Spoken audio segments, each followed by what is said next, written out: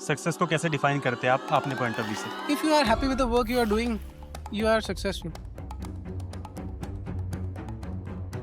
ऐसा किस चीज़ ने आपको इतना ज़्यादा मोटिवेट किया जो आपको इस फील्ड में आपने स्टेप लिया? बुक्स पढ़ता था उस टाइम पे, और मैं उस टाइम पे think and grow rich book पढ़ रहा था। उस बुक का मेरी लाइफ में बहुत ज़्यादा इन्फ्लुएंस रहा है, मैं बहुत सीखा हूँ उससे। मैंने उस बुक के लास्ट पेज में ना लिखा था कि आज से 5 साल बाद मेरी लाइफ क्या होगी। एक एक चीज़ मैंने उसमें लिखा था, मेरे इतने स्टूडियोज़ होंगे, मैं महीने का इतना कमा रहा हूँगा, मेरी इस कलर की कार होगी, ये कार होगी। मैंने उसमें हर एक चीज़ लिखी थी उस टाइम पे जब मैं 500 रुपये भी महीने के लिए कमा पाता था। क्या? और उस टाइम पे मैंने लैक्स में नंबर लिखा था। 5 साल बाद मेरी लाइफ एकदम वैसी है जैसे मैंने लिखा था।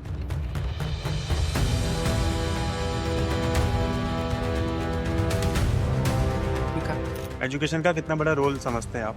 एजुकेशन के साथ सबसे इंपॉर्टेंट चीज़ जो होती है ना, वो होता है माहौल। आप कैसे माहौल में रहते हो, किन लोगों के बीच में उठते बैठते हो, वो सबसे ज़्यादा आपकी लाइफ अफेक्ट करता है ना। You are the average of the 5 people you surround yourself. घर वालों को जब दिख जाता है ना कि यार ठीक है, लड़का थोड़ा सा स्टेबल हो गया, थोड़ा पैसे कमाने लग गया, तो उनको ट्रस्ट हो जाता है। घर वालों को तुम्हारे पैशन से प्रॉब्लम नहीं है ना, उनको तुम्हारे गरीब रहने से प्रॉब्लम है।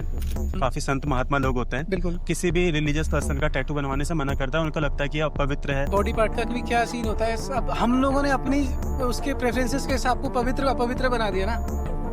मतलब हम बोलते हैं कि लेग्स अपवित्र, हमारे धर्म के हिसाब से अपवित्र है, किसी और कल्चर के हिसाब से अपवित्र नहीं है। वो भी तो भगवान ने ही बनाए हुए हैं। क्या उसके ऊपर पानी लग के अगर वो गलत जगह वॉशरूम में चला भी गया, क्या कुछ बुरा होगा? उन्होंने, उनका माइंडसेट जब ये है कि यार शिव जी मेरे अच्छे बुरे में हर जगह मेरे साथ में रहेंगे, वो जब डिमोटिवेटेड होते हैं, जब वो टैटू को देखते हैं, वो मोटिवेट हो जाते हैं, उनको सहारा मिलता है कि यार कोई मेरे पीछे है।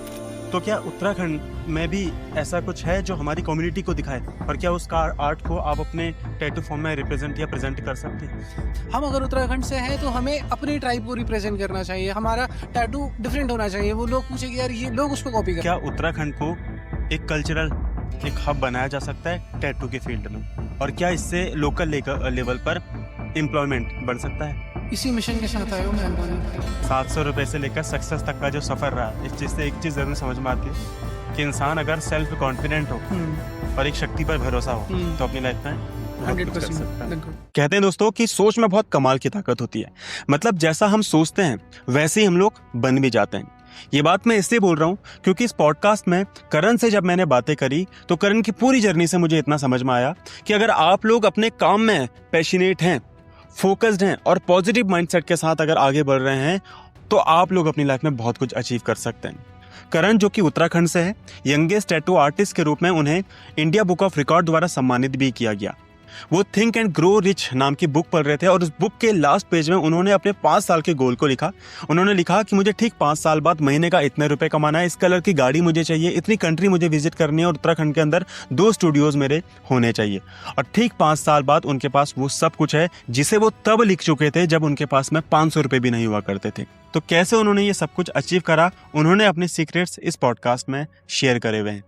और इतना ही नहीं, क्योंकि पहाड़ांचल उत्तराखंड से रिलेटेड बातें करता है, तो मैंने उनसे बात करी हुई है कि किस तरीके से वो हमारा जो लोकल आर्ट है, एपन आर्ट, किस तरीके से टैटू के जरिए उसे देश विदेश तक पहुंचा सकते हैं और कैसे अपने आर्ट के बदौलत माइग्रेशन को रोका जा सकता है, यानी कि एम्प्लॉयमेंट भी पैदा किया जा सकता है। पॉडकास्ट थोड़ा सा लंबा इसीलिए है क्योंकि आप लोगों को डिटेल में करण ने अपनी पूरी लाइफ जर्नी को अच्छे से एक्सप्लेन करा है। इस पॉडकास्ट को आप लोग जरूर सुनिएगा, आप लोगों को इस पॉडकास्ट से बहुत ज्यादा वैल्यू मिलने वाली है। तो शुरू करते हैं इस पॉडकास्ट को करण के साथ।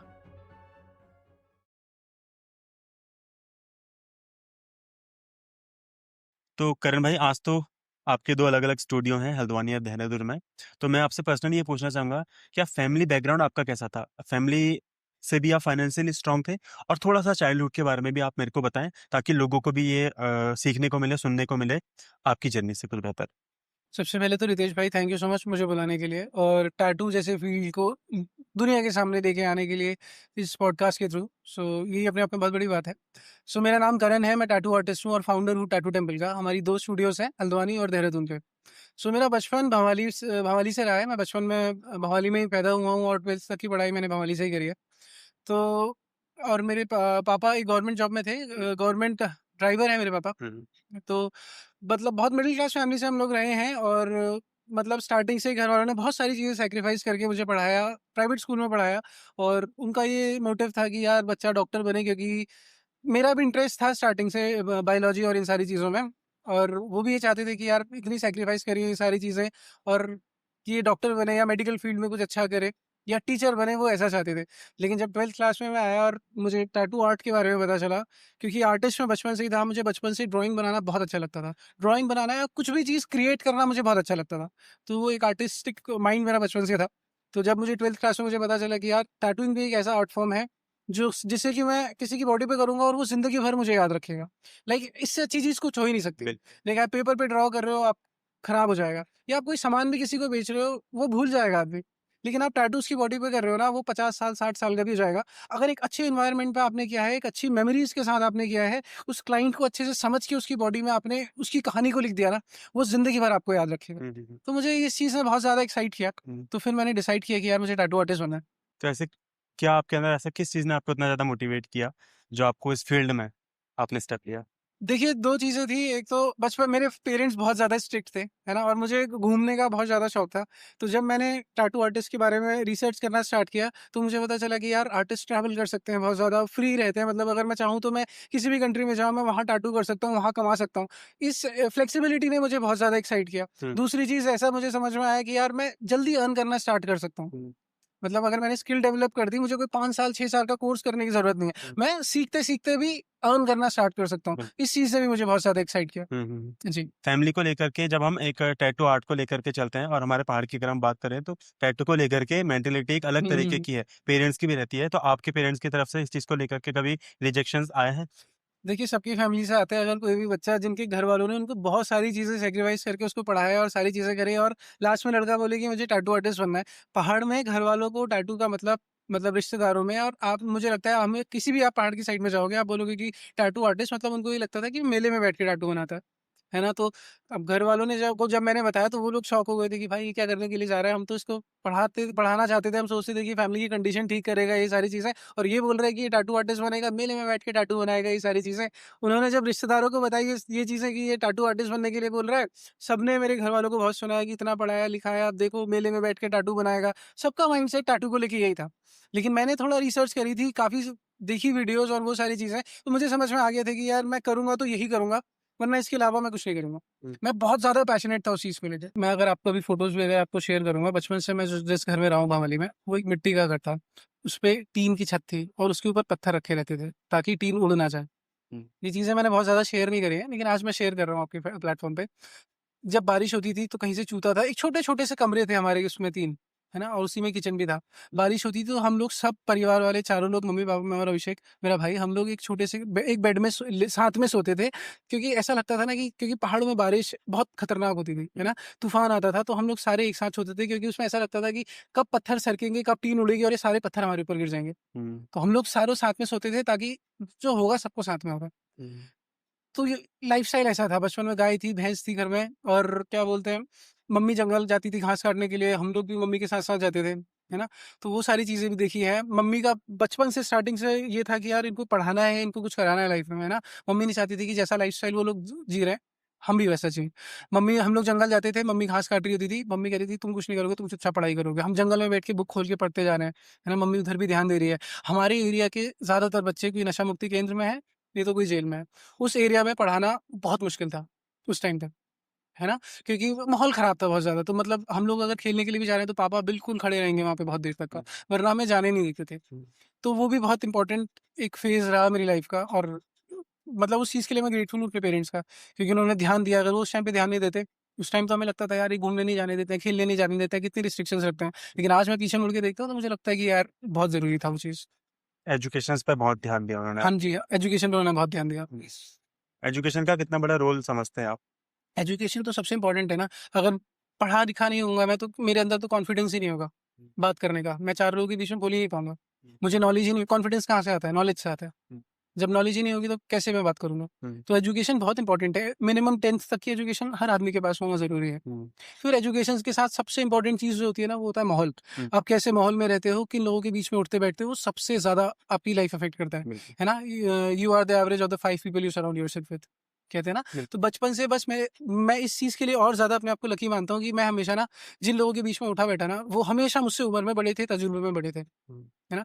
जितने भी लोग हों बचपन में, मतलब मैं जिनके साथ रहता था, वो जो सबसे मेरा ख़ास दोस्त था, मेरा पड़ोसी था, तो वो मुझसे 5 साल बड़ा था और वो पढ़ाई में बहुत अच्छा था, बहुत ज़्यादा होशियार, अपने स्कूल का टॉपर था। तो हम लोग की इधर काम की, पढ़ाई की बातें होती थी, मुझे बहुत अच्छा लगता था उसके साथ टाइम स्पेंड करना। फिर उसके बाद मेरे घर के नीचे एक भैया रहते थे, तो वो माउंटेनियर थे, माउंटेनियरिंग का कोर्स वगैरह करवाते थे और टूरिज़्म ये सारी चीज़ों में, तो उनके साथ भी हम ट्रैक व्रैक पे जाते थे और वो सारी चीज़ें, तो उसमें बहुत मज़ा आता था। वहीं घर के पास जंगल-वंगल चढ़ जाते थे हाँ। और वो भी बहुत ज्ञान-व्यान की बातें बताते थे। कॉलेज में भी गया तो कॉलेज में भी मैं ज़्यादातर अपने सीनियर्स के साथ ही रहता था। थोड़ा बहुत 1 ही साल मैंने कॉलेज में ज़्यादा ध्यान दिया, उसके बाद तो मैं निकल गया था कॉलेज से। मतलब सिर्फ़ एग्ज़ाम देने के लिए कॉलेज में आता था, बाकी मैं फ़ील्ड पे काम करता था। ऑफ़िस मतलब मैंने कैफ़ेज़ वगैरह में कॉन्टैक्ट करे, मैं कैफ़े में बैठ के टैटू बनाता था हाँ। और ये सारी चीज़ें थी। जब क्या बोलते हैं आप अच्छे खासे स्कूल से पढ़े हुए हैं, प्राइवेट एजुकेशन आपको आप बोल रहे हैं कि लोअर मिडिल क्लास फैमिली से आप हैं और एक फैमिली ने आपको एक अच्छी एजुकेशन दी, इंग्लिश मीडियम में आपको पढ़ाया। तो मोस्टली होता है जब एक मिडिल क्लास का बंदा या लोअर मिडिल क्लास का बंदा व्यक्ति को या जाता है प्राइवेट स्कूल में, तो देख कर के एनवायरनमेंट वहाँ का काफ़ी अलग होता है। तो कुछ चीज़ ऐसे आपने उस जगह पर उस समय पर झेली हैं? चाहे हम किसी भी चीज़ को लेकर के बात करें। आपको डिमोटिवेशन हो, डिस्क्रिमिनेशन हो या कुछ भी ऐसी चीज़ जो आपने झेली हो? बचपन से क्लास 4th तक का मैंने प्राइवेट मतलब मैंने एक प्राइमरी स्कूल में पढ़ा था, हुँ। ठीक है? तो मुश्किल से क्लास में मेरी क्लास में 3 बच्चे थे और पूरे स्कूल में मुश्किल से 9 या 10 बच्चे थे। तो एक वो टाइम था और फिर उसके बाद से घर वालों ने बोला नहीं इसको पढ़ाना है अच्छे स्कूल में, तो उसके बाद से उन्होंने मुझे एक अच्छी प्राइवेट स्कूल में डाला। तो वहाँ पे मुझे फ़ील होता था बहुत सारी चीज़ें, क्योंकि मतलब वो बच्चे आईसीएसई बोर्ड का स्कूल था, वो लोग पढ़ाई में बहुत ज़्यादा स्मार्ट होते थे, है ना? और मेरा प्राइमरी स्कूल था, तो मतलब जो चीज़ें वो लोग 5th क्लास में सीख रहे हैं, वो चीज़ें मैं फर्स्ट क्लास में सीखता था। हुँ। नहीं सॉरी, जो चीज़ें मैं 5th क्लास में सीखता, वो लोग वो फर्स्ट क्लास में सीख चुके थे। तो वो सारी चीज़ें थी, तो वहाँ मैं बहुत लेफ्ट आउट सा फ़ील करता था। हुँ। तो उसके बाद से घर वालों ने मुझे प्राइवेट अच्छे स्कूल में डाला, ठीक है? वो स्कूल मैंने छोड़ दिया था, उसके बाद से उन्होंने बोला कि ठीक है कोई नहीं, दूसरे स्कूल में जाएगा। उन्होंने मुझे सीबीएसई में डाला। सीबीएसई स्कूल में जब मैं गया तो वहाँ पे मैंने ये चीज़ देखा था यार, क्योंकि मेरे पास्ट एक्सपीरियंसेस बहुत ख़राब थे, है ना? तो मैं वो चीज़ डिस्क्रिमिनेशन सॉर्ट ऑफ मैं फ़ील करता था, क्योंकि वो लोग सब बहुत अच्छे फैमिली से थे, मैं अच्छी फैमिली से नहीं था। वो लोग सब फाइनेंशियली बहुत स्टेबल थे, मैं नहीं था। तो वो सारी चीज़ें थी। तो अब जब मैं वहाँ अच्छे स्कूल में गया हूँ, मैं देख रहा हूँ भाई किसी के पापा डॉक्टर है, किसी के पापा इंजीनियर है, लॉयर्स हैं, सब बड़े-बड़े अपने प्रोफ़ेशंस बता रहे हैं अपने पापा के। क्लास में मुझसे टीचर ने पूछा कि तुम्हारे पापा क्या करते हैं? मेरे मुँह से निकल गया मेरे पापा डॉक्टर हैं। क्योंकि मैं नहीं चाहता था कि मैं लेफ्ट आउट फ़ील हूँ। मैं चाहता था कि यार, क्योंकि पिछले स्कूल का मेरा एक्सपीरियंस बहुत ख़राब गया था, मैं चाहता था कि मैं एटलीस्ट ये लोग मुझे एक्सेप्ट करें। तो मैंने बोला कि हाँ, मेरे पापा डॉक्टर हैं। और उसी चीज़ के साथ मैं 4 साल, 5 साल मैं बिल्कुल घुट-घुट के रहता था कि यार, डर से ना कि यार किसी दिन सच्चाई पता चल जाएगी, और पता तो चलनी ही थी एक दिन। तो वो वाली चीज़ थी। फिर जैसे-तैसे एक दिन जब मैं क्लास 12th में था, घर वाले सब लोग बैठे थे, मम्मी को बताई थी ये चीज़ मैंने। तो हम लोग बैठे हुए थे, मम्मी के सामने ऐसी हँसी-मज़ाक में बात आई, मम्मी ने बोला कि इसने तो अपने स्कूल में बताया इसके पापा डॉक्टर हैं। तो मेरे पापा बड़े शॉक हुए, पापा शर्माए, मतलब मुझको वो हुए, मतलब पापा ने कहा कि यार, मतलब पापा ने बोला कि यार क्या, इसी जॉब की वज़ह से मैंने इतनी मेहनत करके तुम लोग को यहाँ इतने प्राइवेट स्कूल में पढ़ाया और तुम इसी जॉब से शर्म आ रही है। तो वो चीज़ मुझे बड़ी खराब लगी, उस दिन मैं बहुत रोया भी था अंदर से, मतलब मुझे इतना रिग्रेट फ़ील हो रहा था। एक तो भरा था ना 4 साल से अंदर से कि यार मैं छुपा रहा हूँ वो चीज़। और जब घर पे पता चली, तो उन्होंने बोला कि यही चीज़ पापा को बड़ा खराब लगा कि इसी जॉब की वज़ह से मैं इतना कर रहा हूँ और ये बोल रहे हैं कि मेरा बाप डॉक्टर है, ये वो। तो मैंने बोला पापा, आप मैं आपको कह रहा हूँ ये मैंने गलती करी, लेकिन एक दिन देखना अखबार में मेरा नाम आएगा, आपका नाम आएगा और उसमें लिखा होगा वाहन चालक हरीश चंद्र आर्य का बेटा ने ये किया। और आया भी। और सेम सारी चीज़ें हुई जब इंडिया बुक ऑफ रिकॉर्ड से मेरा सर्टिफ़िकेट मिला, मुझे वो सारी चीज़ें, अवार्ड मिला। भवाली के ही न्यूज़पेपर में वो क्लिप थी कि वाहन चालक हरीश चंद्र के बेटे ने का इंडिया बुक ऑफ रिकॉर्ड में नाम है। मैंने फ़ोन करके स्पेसिफिकली बुलवाया था कि यार ये चीज़ तुम नोट करना ज़रूर। क्या बात! चीज़ हुई थी। Dreams comes true. हाँ यार, सच होते हैं सपने अगर देखें तो। बिल्कुल। मैं बहुत ज़्यादा ऑप्टिमिस्टिक, मतलब ऐसा आदमी था कि मैं हमेशा ही बहुत बड़ी-बड़ी बातें करता था। मैं ऐसा सोचता था कि यार मैं सक्सेसफुल होऊँगा ही होऊँगा। मतलब मुझे ऐसा लगता था कि मैं तो हो गया, मुझे बस वो करना है। मतलब घर वाले कहते थे कि यार ये इतनी बड़ी-बड़ी बातें करता रहता है। मैं कहता था मम्मी एक दिन यहाँ विदेश जाऊँगा, ये करूँगा, हवाई जहाज़ में जाऊँगा, ऐसा करूँगा, वैसा करूँगा। घर वाले कहते थे तेरे को पता भी है कैसे जाता है, क्या होता है, कितना पढ़ना पड़ता है, क्या करना पड़ता है? मैंने कहा मम्मी मुझे नहीं पता, जाऊँगा तो पक्का। मैं एक दिन बड़ा आदमी तो बनूँगा। वो सारी चीज़ें गाड़ी होगी एक बार अपने पास। मैं कहती थी ऐसा नहीं होता है बेटा, बहुत मेहनत करनी पड़ती है, ये करना पड़ता है। मैं कहता था मम्मी होगा वो चीज़ें। और मैं जीता भी ऐसे ही था कि जैसे मिल गया, मुझे कभी डाउट ही नहीं होता था खुद के ऊपर कि यार ऐसा नहीं हो सकता मेरे साथ। मेरे को रहता था कि यार वो तो होना ही है। अगर मैं बड़ा होऊँगा तो मैं सक्सेसफुल तो होऊँगा ही। बिल्कुल। मेरा ये माइंडसेट था कि बड़ा होकर मैं बेकार कैसे हो जाऊँगा? बड़ा होऊँगा तो मैं सक्सेसफुल तो होऊँगा ही। तो ये वाली चीज़ें रहती थी मेरे माइंड में बचपन से, तो और उसी माइंडसेट की वज़ह से शायद चीज़ें मिली जो भी कुछ हुआ। मतलब ना, जो भी चीज़ें आप बता रहे हैं ना, मैं आपकी पूरी जर्नी से इतना तो ज़रूर समझ गया हूँ कि आपका ना जो माइंडसेट है ना, और आपका क्या, किसी भी इंसान की सिचुएशन वो अपने माइंडसेट से ही चेंज कर सकता है। बिल्कुल, बिल्कुल। बोलते हैं ना कि गरीब पैदा होना, आपकी ये गलती बुरी नहीं है, बात नहीं सही है बात। और ना ही गरीब आपकी गलती है। लेकिन उस सिचुएशन में ही मर जाना, इस दुनिया को छोड़ जाना, वो फिर पूरी तरीके से हम पे ही डिपेंड करता है, सही हमारी ही बात है। गलती है। बिल्कुल, तो बिल्कुल। आपने अपनी सिचुएशन को बदला है, वाक़ई में काबिल-ए-तारीफ़ है और काफ़ी इंस्पायरिंग है आपकी जर्नी। बहुत थैंक यू। बढ़िया। अगर मैं गलत नहीं हूँ तो जो आप टैटू बनाते होंगे कम से कम वो 50,000, 60, 1 लाख, 2 लाख जो भी होते हैं, हाँ, मुझे पता नहीं है। बिल्कुल। बट यहाँ तक की जर्नी, ये सफ़र हुँ, हुँ। कितना बड़ा मोटिवेट करता है आपको? तो सफ़र काफ़ी चैलेंजिंग था टू बी ऑनेस्ट, क्योंकि इतनी आसानी से अगर आप एक छोटे से शहर से हो और वहाँ पे अगर आप इस फील्ड में जाना चाहते हो जहाँ ना आपके पास कोई गाइडेंस है, ना आपके पास एक सपोर्ट सिस्टम है, तो वो चीज़ बहुत बहुत डिफ़िकल्ट हो जाती है। और आर्ट एक और बिज़नेस 2 चीज़ें ऐसी होती है कि दोनों में आपके पास एक मेंटर होना या आपकी फैमिली का सपोर्ट होना बहुत ज़्यादा ज़रूरी होता हुँ, है ना? अगर आर्टिस्ट भी अगर आप करना चाहते, अगर आप आर्टिस्ट बनना चाहते हो या अगर आप बिज़नेस स्टार्ट करना चाहते हो, उसकी नॉलेज आपकी या तो फैमिली को होनी चाहिए या आपके पास एटलीस्ट एक मेंटर होना चाहिए। हुँ, और मेरे पास इन दोनों चीज़ों का कोई मेंटर नहीं था। Like I am a self taught artist, मैंने खुद से टैटूइंग को सीखा।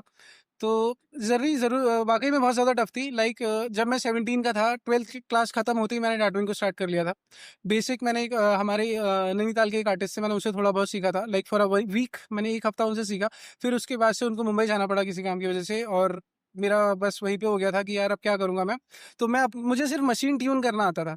फिर मैं सिर्फ़ अपनी बॉडी पे टैटूज़ कर के करता था और डेली मेरे टैटूज़ खराब होते थे। जब भी मैं कोई भी टैटू बनाता था वो पक जाता था। है ना? वो बहुत टफ़ था। मतलब अपने हाथ पे टैटूज़ किए, पैर पे टैटूज़ किए, मेरे पैर पे तो पूरे फफोले उठ गए थे वो टैटू किया था, क्योंकि मुझे हाइजीन के बारे में भी नहीं पता था। मुझे कुछ भी नहीं पता था। मतलब अगर आप कोई भी अपनी बॉडी में ज़ख्म, पहली बार जब मैंने टैटू किया था, तो मैंने उसको डेटॉल से धो दिया था। मैंने अपने पैरों पे टैटू किया क्योंकि मैं सीखना चाहता था। हमारे टाइम पे, उस टाइम पे स्किन पैड्स वगैरह ये सारी चीज़ें नहीं होती थी। तो जब मैंने सीखा, मैंने अपने पैर पे किया और फिर उसके बाद से मैंने उसको डेटॉल से धो दिया, पूरे पैर में फफोले से उड़ गए थे। तो पक जैसा गया था मेरा ऑलमोस्ट पूरा पैर। तो वो चीज़ बहुत टफ़ थी, मैं सीखना चाह रहा था, लेकिन मुझे उस टाइम पे टैटू कोर्स अगर आपको करना भी है तो मुंबई या दिल्ली जाना पड़ेगा, है ना? हल्द्वानी में या इस एरिया पे कोई भी टैटू आर्टिस्ट ऐसा नहीं था जिससे मैं सीख सकूँ। हुँ, हुँ, तो वो चीज़ बहुत मुझे परेशान कर रही थी। हुँ, तो फिर इंस्टाग्राम पे एक आर्टिस्ट मिले मुझे, मैंने उनको मैसेज किया। मैंने 10 लोगों को मैसेज किया इंस्टाग्राम पे, उसमें से एक का रिप्लाई आया। उन्होंने उन्होंने मुझे थोड़ा बहुत गाइड किया कि अच्छा ऐसे हाइजीन रखते हैं, ऐसे ग्लव्स पहनते हैं, ऐसे ये करते हैं, वो सारी चीज़ें उन्होंने मुझे बताई। और फिर मेरे थोड़े-थोड़े टैटूज़ ठीक होना स्टार्ट हुए। हुँ, मतलब पके नहीं। हुँ, है ना? तो फिर उसके बाद से जब मेरे टैटूज़ पके नहीं और मेरा हाथ-पैर सही थे तो फिर मैंने अपने भाई के करना स्टार्ट किया और फिर मेरे भाई के भी 2-3 टैटूज़ किए, वो भी एकदम सही हुए, तो फिर मुझे थोड़ा-सा कॉन्फिडेंस आया हुँ, और फिर मैंने 1-2 दोस्तों के टैटूज़ किए, फिर उसके बाद से वो पकना तो एटलीस्ट बंद हो गए थे। हुँ, हुँ। इतना बड़ा रिस्क लेकर के अपने हाथ में हुँ, ऐसी चीज़ जो लाइफ टाइम साथ में रहने वाली है, बिल्कुल। दूसरों की भी, आप भाई के आप बता रहे हैं हुँ, कि हुँ, कहते हुँ। उस समय आप, जब आपने पहला टैटू किया, अपनी लाइफ का पहला टैटू, उस समय आपका माइंडसेट कैसा था? आज कैसा है? उस चीज़ पर मैं थोड़ा-सा आपसे बात करना चाहूँगा। देखिए बचपन से मैं बताऊँ तो मुझे ये लगता है ना, मैं गॉड्स फेवरेट चाइल्ड हूँ, मैं सबसे लकी इंसान हूँ। मैं माइंडसेट अपने आप को, मेरा ये रहता है कि मैं सबसे लकी आदमी हूँ, मेरे साथ कुछ गलत हो ही नहीं सकता। बहुत सारी चीज़ें गलत होती हैं, लेकिन मेरा पर्सपेक्टिव उसको देखने का हमेशा अलग रहता है ना? तो मैं उस तरीके से देखता हूँ, मतलब मैं उस चीज़ को लेके बहुत खुश था कि यार एटलीस्ट मैं अपनी पसंद का करियर चूज़ कर पा रहा हूँ। प्रॉब्लम्स आ रही हैं, पक रहा है, ये हो रहा है, ये तो टेम्परेरी चीज़ें हैं, मैं एक टाइम में सही हो जाएँगी ये सारी चीज़ें। और बस मैं मतलब संघर्ष करता रहा, सीखता रहा, हाथ-पैर मारता रहा और वो चीज़ें ठीक होती गई। तो जब मेरे टैटूज़ थोड़ा-सा ठीक होना स्टार्ट हुए, फिर घरवालों ने बोला कि अब भाई ग्रेजुएशन करना है, यही थोड़ी करेगा। मैंने कहा कि यार मैं इसमें ही करियर बनाना चाहता हूँ। उन्होंने बोला नहीं, ग्रेजुएशन तो करना पड़ेगा, साइंस लिए तो तू बीएससी कर ले। हुँ, तो मैंने कहा कि यार 2-2 नाव में मैं पैर कैसे रखूँ? मैं करियर, जब मुझे 100% पता है कि मैं यही करना चाहता हूँ, तो मैं बीएससी करके अपना क्यों टाइम वेस्ट करूँगा? मैंने कहा अगर आप चाहते हो कि मैं ग्रेजुएशन करूँ, तो मैं फाइन आर्ट्स से कर लेता हूँ। और मुझे पता था कि अगर मैं अपने ही शहर में रहा सीखने के लिए, तो मेरे रिश्तेदार, मेरे घरवाले मुझे ताने मार-मार के मुझे कभी कुछ नहीं करने देंगे। तो मैं चाहता था कि मैं इस शहर से बाहर निकलूँ। हुँ, घरवालों ने ये अल्मोड़ा में एक कॉलेज है जो फाइन आर्ट्स का, वहाँ बढ़िया। बात कर ली थी सारी चीज़ें, हुँ, लेकिन मुझे पता था कि यार छोटे शहर में मैं इतना ग्रो नहीं कर पाऊँगा। जब तक मैं घर से बाहर नहीं निकलूँगा, हुँ, है ना? बड़े शहर में एक्सपीरियंस नहीं करूँगा चीज़ों को, ठोकरें नहीं खाऊँगा, तब तक मैं सीख नहीं पाऊँगा चीज़ों को। तो मैंने बोला कि नहीं, मैं यहाँ नहीं करूँगा, मैं लखनऊ जाऊँगा। तो लखनऊ में एक फाइन आर्ट्स का एक कॉलेज है, मैं वहाँ गया। वहाँ मैंने सीखा, मतलब फाइन आर्ट्स करना स्टार्ट किया। पहला साल मैं कॉलेज में रहा, हॉस्टल में रहा। हॉस्टल में दोस्तों के छोटे-छोटे टैटूज़ बनाना स्टार्ट करे, फ्री में टैटूज़ बनाना स्टार्ट करे। और फिर उसके बाद से सेकंड ईयर से मैंने बाहर रूम लिया, मैंने अपने रूम पे अपना सेटअप बनाया। मुझे सीखने का और मार्केटिंग का, इन सारी चीज़ों का बहुत ज़्यादा शौक था। तो मैं ये सब चीज़ें भी पढ़ता रहता था, बुक्स वगैरह बहुत ज़्यादा। तो फिर मैंने अपना बिज़नेस का प्रोफाइल बनाई गूगल पे, है ना? फिर उसके थ्रू मेरे क्लाइंट्स आना कुछ स्टार्ट हुए। इंस्टाग्राम पे बनाया, इंस्टाग्राम से कुछ क्लाइंट्स आना स्टार्ट हुए। तो ये चीज़ थी। तो मैं वैसे एक किस्सा बताता हूँ आपको कि एक टाइम पे ना मेरा कॉलेज जो था वो बहुत आउटर की साइड पे था लखनऊ पे। तो उस वहाँ पे क्या होता था, मतलब लखनऊ गुंडागर्दी ये सारी चीज़ें आपको पता ही है कि वो नॉर्मल है वहाँ पे को, है ना? तो जो मेरा कॉलेज था वो बाहर की साइड पे था, तो मैं हॉस्टल्स में रहता था और मैंने अपना गूगल का पेज बनाया हुआ था, तो मेरी जो भी बुकिंग्स आती थी वो गूगल के थ्रू आती थी। तो लोग मुझे कॉल करते थे और मैं लोगों के घर-घर जाके टैटूज़ करता था, है ना? तो एक बार क्या कई बार ऐसा होता था कि लोग मुझे फ़ोन करते थे, मैं उनके घर पूरा अपना बक्सा लेके जाता था और घर पे बैठ के मैं टैटू बनाता था और पैसा कुछ नहीं मिलता था। लाइक मैं पूरे-पूरे दिन उनके घर पे टैटूज़ कर रहा हूँ। कई बार ऐसा होता था कि आदमी बंदूक भी निकाल देते थे वो लोग, सामने रखी हुई है, चलो शुरू शुरू करो बनाना और मैं पूरे दिन टैटू कर रहा हूँ, कुछ नहीं मिलता था उससे। तो ये सारी चीज़ें भी होती थी तो और उस प्रेशर में कैसे इस आर्ट को फिर भी आप बनाते थे? इतना प्रेशर किसी ने सामने गन रखी है। यार मैं एक तरह से अंदर से ये सोचता था, यार चलो मुझे प्रैक्टिस करने की स्किन मिल गई और क्या चाहिए। मेरा माइंडसेट ये रहता था ना, अगर ये भी नहीं मिलता मेरे को तो मैं कहाँ प्रैक्टिस करता, है ना? और वो अच्छी चीज़ थी उस टाइम पे, मैं अगर अच्छे लोगों के टैटू करता तो शायद नाम खराब होता ना। उस टाइम पे मेरे पास एक्सपीरियंस, मैं अब यही सोचता हूँ कि यार उस टाइम पे मेरे पास एक्सपीरियंस नहीं था, मुझे तो चाहिए था कि कुछ भी मिल जाए। तो उस टाइम पे लोग बुलाते थे लोगों को घर-घर टैटूज़ करने के लिए, लाइक मैं पूरे-पूरे दिन काम करता था, मुझे कुछ नहीं मिलता था वहाँ से। लेकिन एक एक्सपीरियंस मिलता था, तो वो मेरे लिए ज़्यादा बड़ा था उस टाइम पे। लाइफ का सबसे बड़ा फेलियर क्या रहा है आपके लिए? फेलियर ऐसा कुछ नहीं रहा यार, मैं ऐसे चीज़ों को फेलियर के पर्सपेक्टिव से देखता ही नहीं हूँ कुछ भी चीज़, है ना? मैंने बताया कि मैं बहुत पॉज़िटिवली चीज़ों को देखता हूँ, तो अगर फेलियर रहा भी है, मैं उस टाइम पे बहुत परेशान भी हूँ, लेकिन एक अंदर से मुझे पता है कि भाई ये मेरे अच्छे के लिए ही हुआ है कुछ, क्योंकि मेरे साथ कुछ गलत हो ही नहीं सकता। मैं ये मानता हूँ अपने लिए। और सबसे बड़ा सक्सेस आपके लिए क्या रहा और सक्सेस का सबसे बड़ा क्रेडिट आज के समय में आप हुँ, किसको हुँ, हुँ। देते हो? सक्सेस सक्सेस भी यार मेरे लिए मतलब यही रहा कि यार मैं अपने पसंद का काम कर पा रहा हूँ, मेरे लिए इससे अच्छी चीज़ कुछ नहीं है कि नहीं? मैं बचपन से ये चाहता था कि मैं ट्रैवल कर सकूँ, मैं वो कर पा रहा हूँ। मैं बचपन से चाहता था कि मैं ड्रॉ कर सकूँ, मैं वो कर पा रहा हूँ। मैं बचपन से चाहता था कि मैं लोगों को खुश कर सकूँ, उनकी कहानियाँ सुनूँ, उनके लोगों के साथ बैठूँ, उनकी कहानियाँ सुनूँ, उनकी कहानियों को मतलब उनके लिए कुछ कर सकूँ। और वो मैं टैटू के थ्रू कर पा रहा हूँ, तो उससे अच्छी सक्सेस की चीज़ तो मुझे नहीं लगता मेरे लिए कुछ होगी।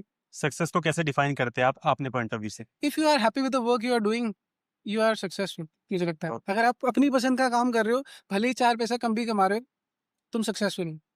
इससे बड़ी चीज़ क्या ही होगी? मतलब जो हमें पसंद है हाँ। और उसी से हम वही मतलब बोलते हैं ना पैशन ही अगर प्रोफेशन बन जाए बिल्कुल। तो उससे बड़ा सक्सेस इस फिर। क्योंकि यार मैं कितना भी पैसा कमा लूँ, अगर मैं अपनी पसंद का काम नहीं कर रहा हूँ, मैं 10 घंटे की जॉब कर रहा हूँ, 4-5 घंटे की भी जॉब कर रहा हूँ और ऐसा काम कर रहा हूँ कि मुझे बिल्कुल अच्छा ही नहीं लग रहा है, मुझे एक्साइटमेंट ही नहीं है जॉब पे जाने का, तो मेरा जीवन बर्बाद है ना फिर। ये मैं अभी इस टाइम पे इतना पैशनेट रहता हूँ, मेरी टीम के हर एक आर्टिस्ट इतना पैशनेट रहते हैं कि कल स्टूडियो जाएँगे, नए लोगों से मिलेंगे, नया काम करेंगे, कुछ नया सीखेंगे, तो इससे अच्छी चीज़ कुछ नहीं हो सकती, तो लाइफ सफल हो गई। हम्म, तो मैं इस तरीके से समझता हूँ। पैसा और ये सारी चीज़ें तो फिर अपने आप पीछे से आता है। मैं एक आपकी जर्नी को अगर जानना चाहूँ, मैं आपका छोटा-सा एक कहीं वीडियो देख रहा था, हुँ, जिस हुँ, पर हुँ। आप बता रहे थे, एक भोपाल में एक इवेंट होने वाला था और उस दौरान आपके साथ जो हुआ है ना, हुँ, वो हुँ। वाक़ई में जब मैंने भी सुना तो मुझे भी लिटरली वो बहुत एक इंस्पायरिंग जर्नी लगी हुँ, कि हुँ, हुँ। इंसान आज जो आपको देख रहे हैं, टैटू टेम्पल जैसे पहले तो हाँ, टैटू टेम्पल आपने नाम क्यों रखा है? सबसे पहले तो मैं उस पर बात करना चाह। चलिए टैटू टेम्पल देखिए, सबसे पहले तो मैं नीम करोली बाबा जी का बहुत बड़ा भक्त रहा हूँ स्टार्टिंग से ही, ठीक है? मतलब मैं बहुत, क्योंकि फैमिली भवाली में रहे हैं, वहीं पे कैंची धाम भी है और हम लोग मतलब बहुत मानते थे।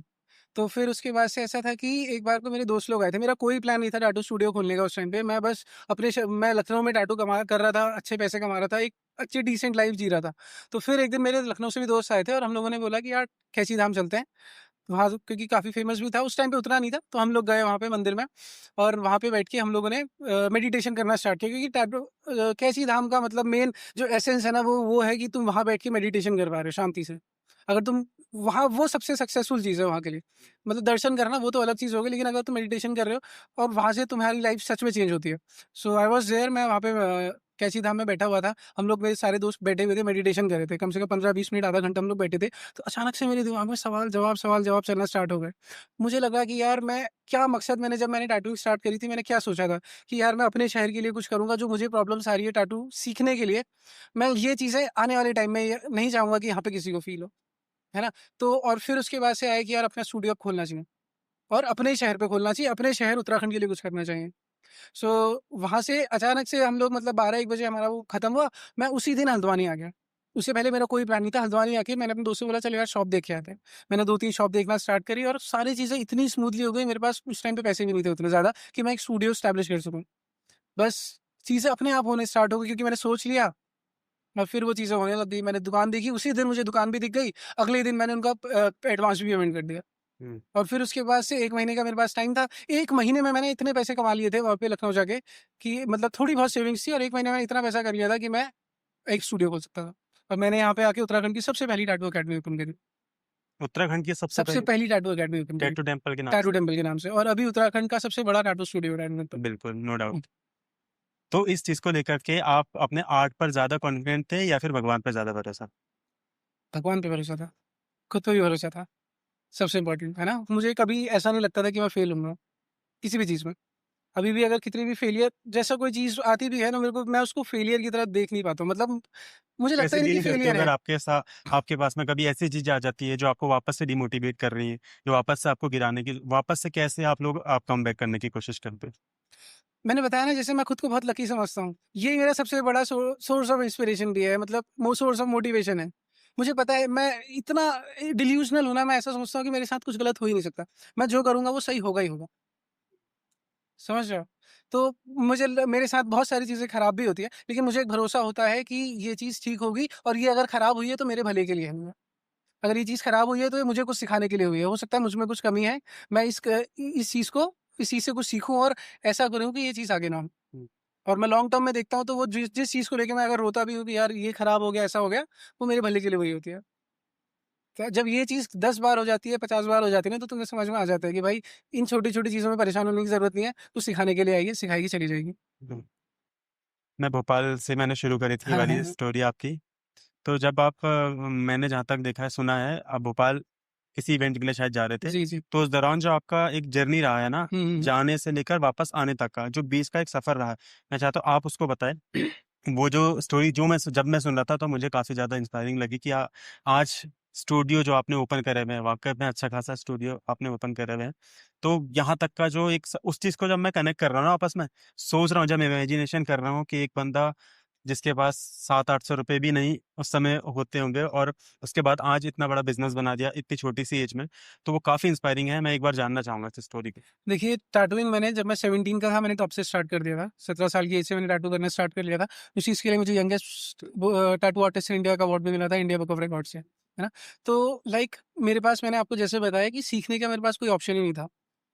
मैं बहुत इतना वो होता था कि यार मुझे कुछ तो मिले कि मैं सीखूँ चीज़ को कैसे करूँ, कैसी नीडल्स होती हैं, कितने टाइप की होती हैं, मुझे कुछ समझ नहीं आ रहा था। 1-2 नीडल्स पता थी, मैं उसी से ही अपने बॉडी में टैटूज़ करता रहता था, है ना? तो फिर जब मुझे पता चला इंस्टाग्राम में मैं कुछ आर्टिस्ट को फॉलो करता था और मुझे पता चला कि भोपाल में एक टैटू फेस्टिवल होने वाला है।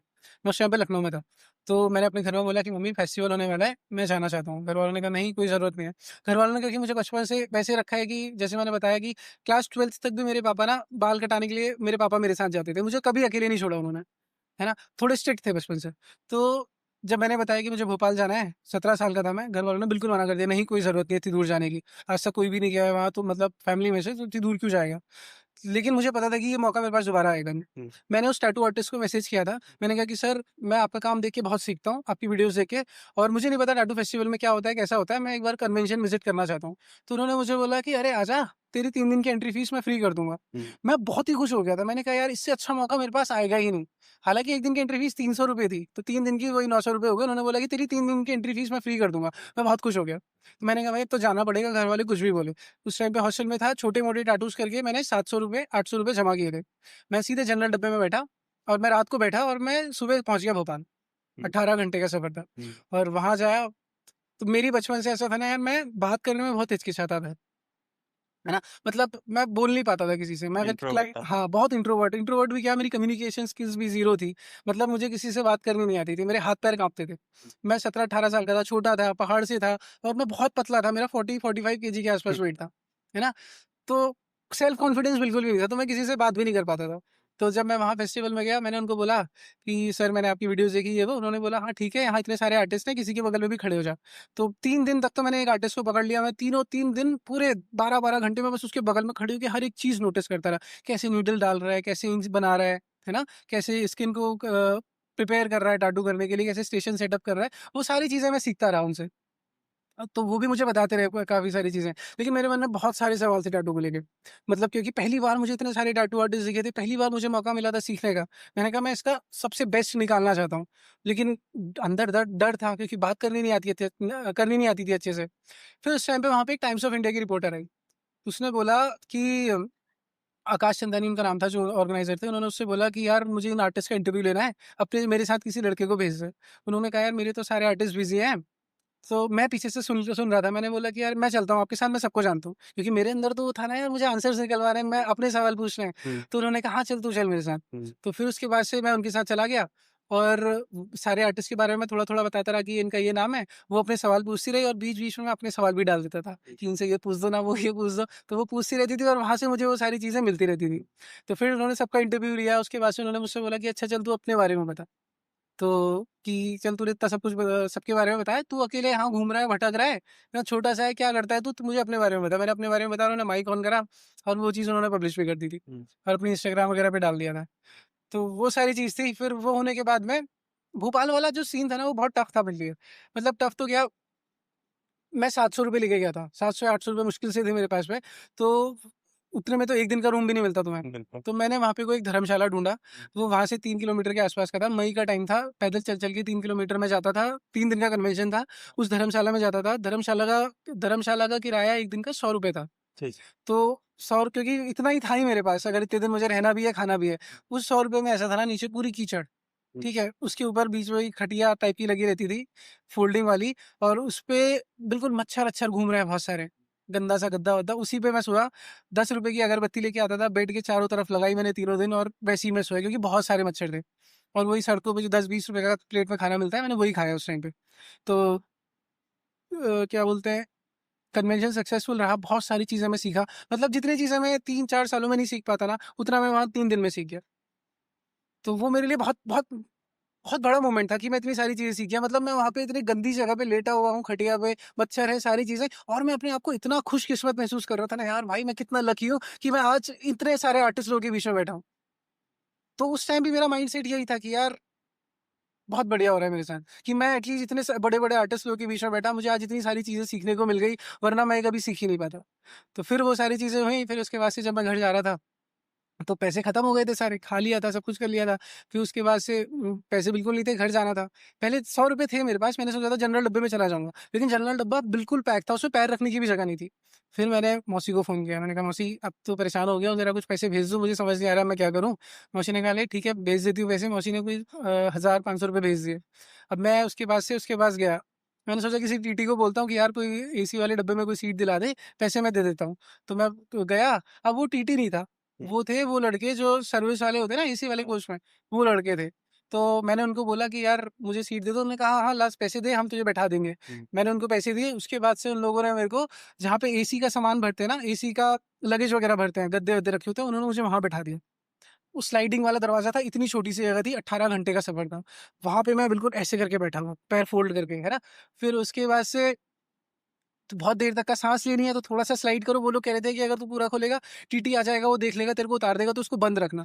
तो बिल्कुल बंद रख रहे हैं, जब बिल्कुल दम घुट रहा है, फिर थोड़ा-सा ले खोल रहा हूँ, फिर साँस ले रहा हूँ, फिर उसको बंद कर दे रहा हूँ। बहुत टफ हो गया था। फिर रात के 12-1 बजे उन 2 लड़कों की आपस में लड़ाई हो गई पैसों को लेकर। वो लोग कहने लग गए कि इसका पैसा मुझे दे, वो कह रहा है कि मुझे दे वरना मैं टीटी को बता दूँगा। और फिर उतने में उन दोनों में से एक ने बोला कि यार क्या बोलते हैं, पैसा दे वरना मैं इसको बच्चे को फेंक दूँगा। मैं उसके अंदर बैठा हूँ और मैं डर गया। मैंने कहा यार आज रात को अब मैं घर भी नहीं पहुँच पाऊँगा। घर वालों की मान लेता अच्छा था। अरे! तो मैं बहुत परेशान हो गया था। फिर उसके बाद से जैसे-तैसे उन लोग का पंगा सॉर्ट आउट हुआ और सुबह 8 बजे मेरी ट्रेन पहुँची लखनऊ और मैं सीधे भागा हूँ सीधे अपने हॉस्टल में। क्या तो ये चीज़ थी। मतलब जितनी देर अभी तक आपकी जो जर्नी रही है ना, हुँ, हुँ। ₹700 से लेकर सक्सेस तक का जो सफ़र रहा, इस चीज़ से एक चीज़ ज़रूर समझ में आती है कि इंसान अगर सेल्फ कॉन्फिडेंट हो हुँ, और एक शक्ति पर भरोसा हो, हुँ। तो अपनी लाइफ़ में बहुत कुछ कर 100% सकता है। बिल्कुल। बहुत बढ़िया, बहुत अच्छी। और इस चीज़ के लिए जो आज आप काम कर पा रहे हैं ना, उस चीज़ के लिए आपको बहुत कांग्रेचुलेशन। Thank you. देखिए, हम जिस एनवायरनमेंट रहते हैं ना, हमारी फैमिली में इतना ओपन माइंडेड कोई नहीं होता है, और ऐसे में आपने अपनी फैमिली को कैसे कन्विंस किया कि मुझे टैटूइंग करनी है? और किसी भी इंसान को अगर इस फील्ड में करियर बनाना है, तो वो कैसे बना सकते हैं? देखिए, घरवालों को कन्विंस करना शुरुआत में बहुत ज़्यादा टफ था मेरे लिए भी, है ना? मतलब कि जब तक मैं कॉलेज में था तो घर वाले तो बिल्कुल भी अगेंस्ट थे टैटूज़ के। जब इनफैक्ट जब टैटू सीखने के लिए भी बात हो रही थी तो घर वालों से मैंने बस इतना बोला था कि यार एक बार मुझे बस मशीन दिला दो, मैं उसके बाद से आपसे ₹1 नहीं लूँगा। मैं 17 साल का था उस टाइम पे, और वो दिन है और आज का दिन है, मैंने आज तक घर वालों से ₹1 नहीं लिए। कितने टाइम मेरे पास ऐसा है कि यार मेरे पास बिल्कुल खाने के भी पैसे नहीं थे, है ना? तो मैंने फिर भी मैनेज करा, लेकिन मैंने घर वालों से पैसा नहीं लिया।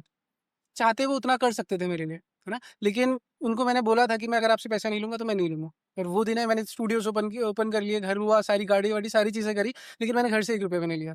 तो वो एक चीज़ होती है, ठीक है? दूसरी चीज़ कि घर वालों को जब दिख जाता है ना कि यार ठीक है लड़का थोड़ा-सा स्टेबल हो गया, थोड़ा पैसे कमाने लग गया, तो उनको ट्रस्ट हो जाता है। घर वालों को तुम्हारे पैशन से प्रॉब्लम नहीं है ना? उनको तुम्हारे गरीब रहने से प्रॉब्लम है। बिल्कुल।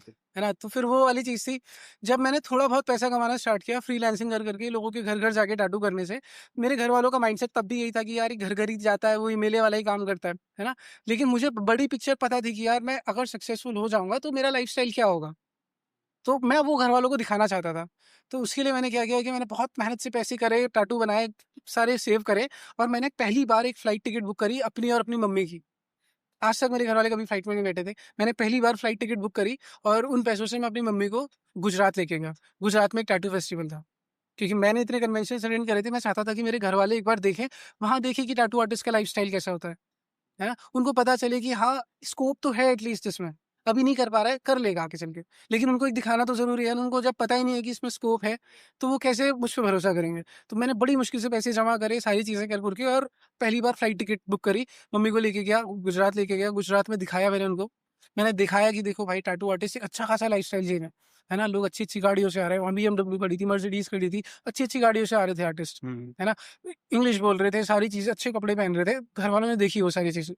तो उनको एक भरोसा हुआ कि चलो यार कर लेगा। हुँ, तो वो वाली चीज़ भी है। अगर आप तुम सिर्फ़ पढ़ाई से भागने के लिए करियर चूज़ करते हो कि यार मुझे पढ़ने में मन नहीं लगता है, मैं टैटू कर लेता हूँ, है ना? तो तुम्हारे घरवाले भी नहीं मानेंगे। बिल्कुल। तुम्हें दिखाना पड़ेगा अपने घरवालों को। मेरे घरवाले देखते थे कि मैं 24 घंटे ड्राइंग कर रहा हूँ। मैं 24 घंटे कुछ ना कुछ करता जा रहा हूँ। मैं अगर मेरे पास में मशीन आ गई है, अपने हाथ-पैर मैं कर रहा हूँ खराब। हुँ, मेरे घरवाले वो चीज़ देखते थे, तब उनको भरोसा हुआ। अगर आप सिर्फ़ पढ़ाई से भागने के लिए ये चीज़ करोगे, नहीं मानेंगे आपके घरवाले, आपको रिज़ल्ट्स दिखाने पड़ेंगे। हुँ। प्रॉपर्ली जब आप बात कर रहे हैं, वो अपने आप में ही आपके लिए खुद एक प्राउड मोमेंट होगा बिल्कुल। कि अपनी मम्मा को वहाँ से एक फ्लाइट में लेके जाना। पहले तो हुँ, अब हुँ, सपना ही हो जाता है लोगों के लिए तो, हुँ, जहाज़ में बैठना, और वो आपने फुलफ़िल करा अपने काम से। बिल्कुल। तो उसके लिए भी सबसे पहले तो बधाइयाँ आपको। और थैंक यू। दूसरी चीज़ यहाँ पे ये आती है ना कि आप जैसे बोल रहे हैं कि फैमिली को पहले चीज़ें दिखानी होती है। हुँ, हुँ। बट फैमिली के पॉइंट ऑफ व्यू से हम जिस एनवायरनमेंट में रहते हैं ना, जब हम किसी भी टैटू आर्टिस्ट को देखते हैं, हमारी फैमिली या हम, या इस एनवायरनमेंट के लोग, तो हमें तो सबसे पहले ये नज़र में आता है कि यार ये तो नशा-वशा करता होगा काफ़ी ज़्यादा, हुँ, है हुँ। ना? ये नशेड़ी होगा, ये मतलब अलग माइंडसेट होता है, नेगेटिविटी बहुत होती है। तो उस चीज़ को आप कैसे अपने पॉइंट ऑफ व्यू से लोगों को समझाना चाहोगे? एक टैटू आर्टिस्ट आखिर होता क्या है? बिल्कुल, आप एकदम सही बात कह रहे हो। जैसे कि मेरे घरवालों का और आज के टाइम पे अभी भी ज़्यादातर लोगों का माइंडसेट टैटू को लेके ऐसे ही रहता है कि यार आवारा टाइप के होंगे, ये सारी चीज़ें होंगी, और मेरा मेन मोटिव ना उस माइंडसेट को शिफ्ट करना भी है लोगों का। लाइक मैं इंस्टाग्राम पे इसलिए एजुकेशनल वीडियोज़ बनाता हूँ, मैं दिन भर हज़ारों किताबें पढ़ता हूँ, पॉडकास्ट सुनता हूँ, है ना? इतना ट्रैवल कर रहा हूँ, इतना सीख रहा हूँ इस चीज़ के लिए, ताकि मैं लोगों का माइंडसेट उस चीज़ को लेके चेंज कर सकूँ। मैं दिखा सकूँ कि हाँ भाई, टैटू आर्टिस्ट भी एक रेप्यूटेड करियर है ना? एक अच्छा पैसा कमाता है आदमी इसमें। एक रेप्यूटेड जॉब है एक टैटू आर्टिस्ट में, हुँ, है ना? इसमें मतलब सीखना पड़ता है यार, बिज़नेस चलाना कोई खेल नहीं होता बच्चों का, है ना? टैटू भी अगर आदमी कर रहा है तो उसके लिए बहुत पेशेंस चाहिए, बहुत स्किल्स चाहिए।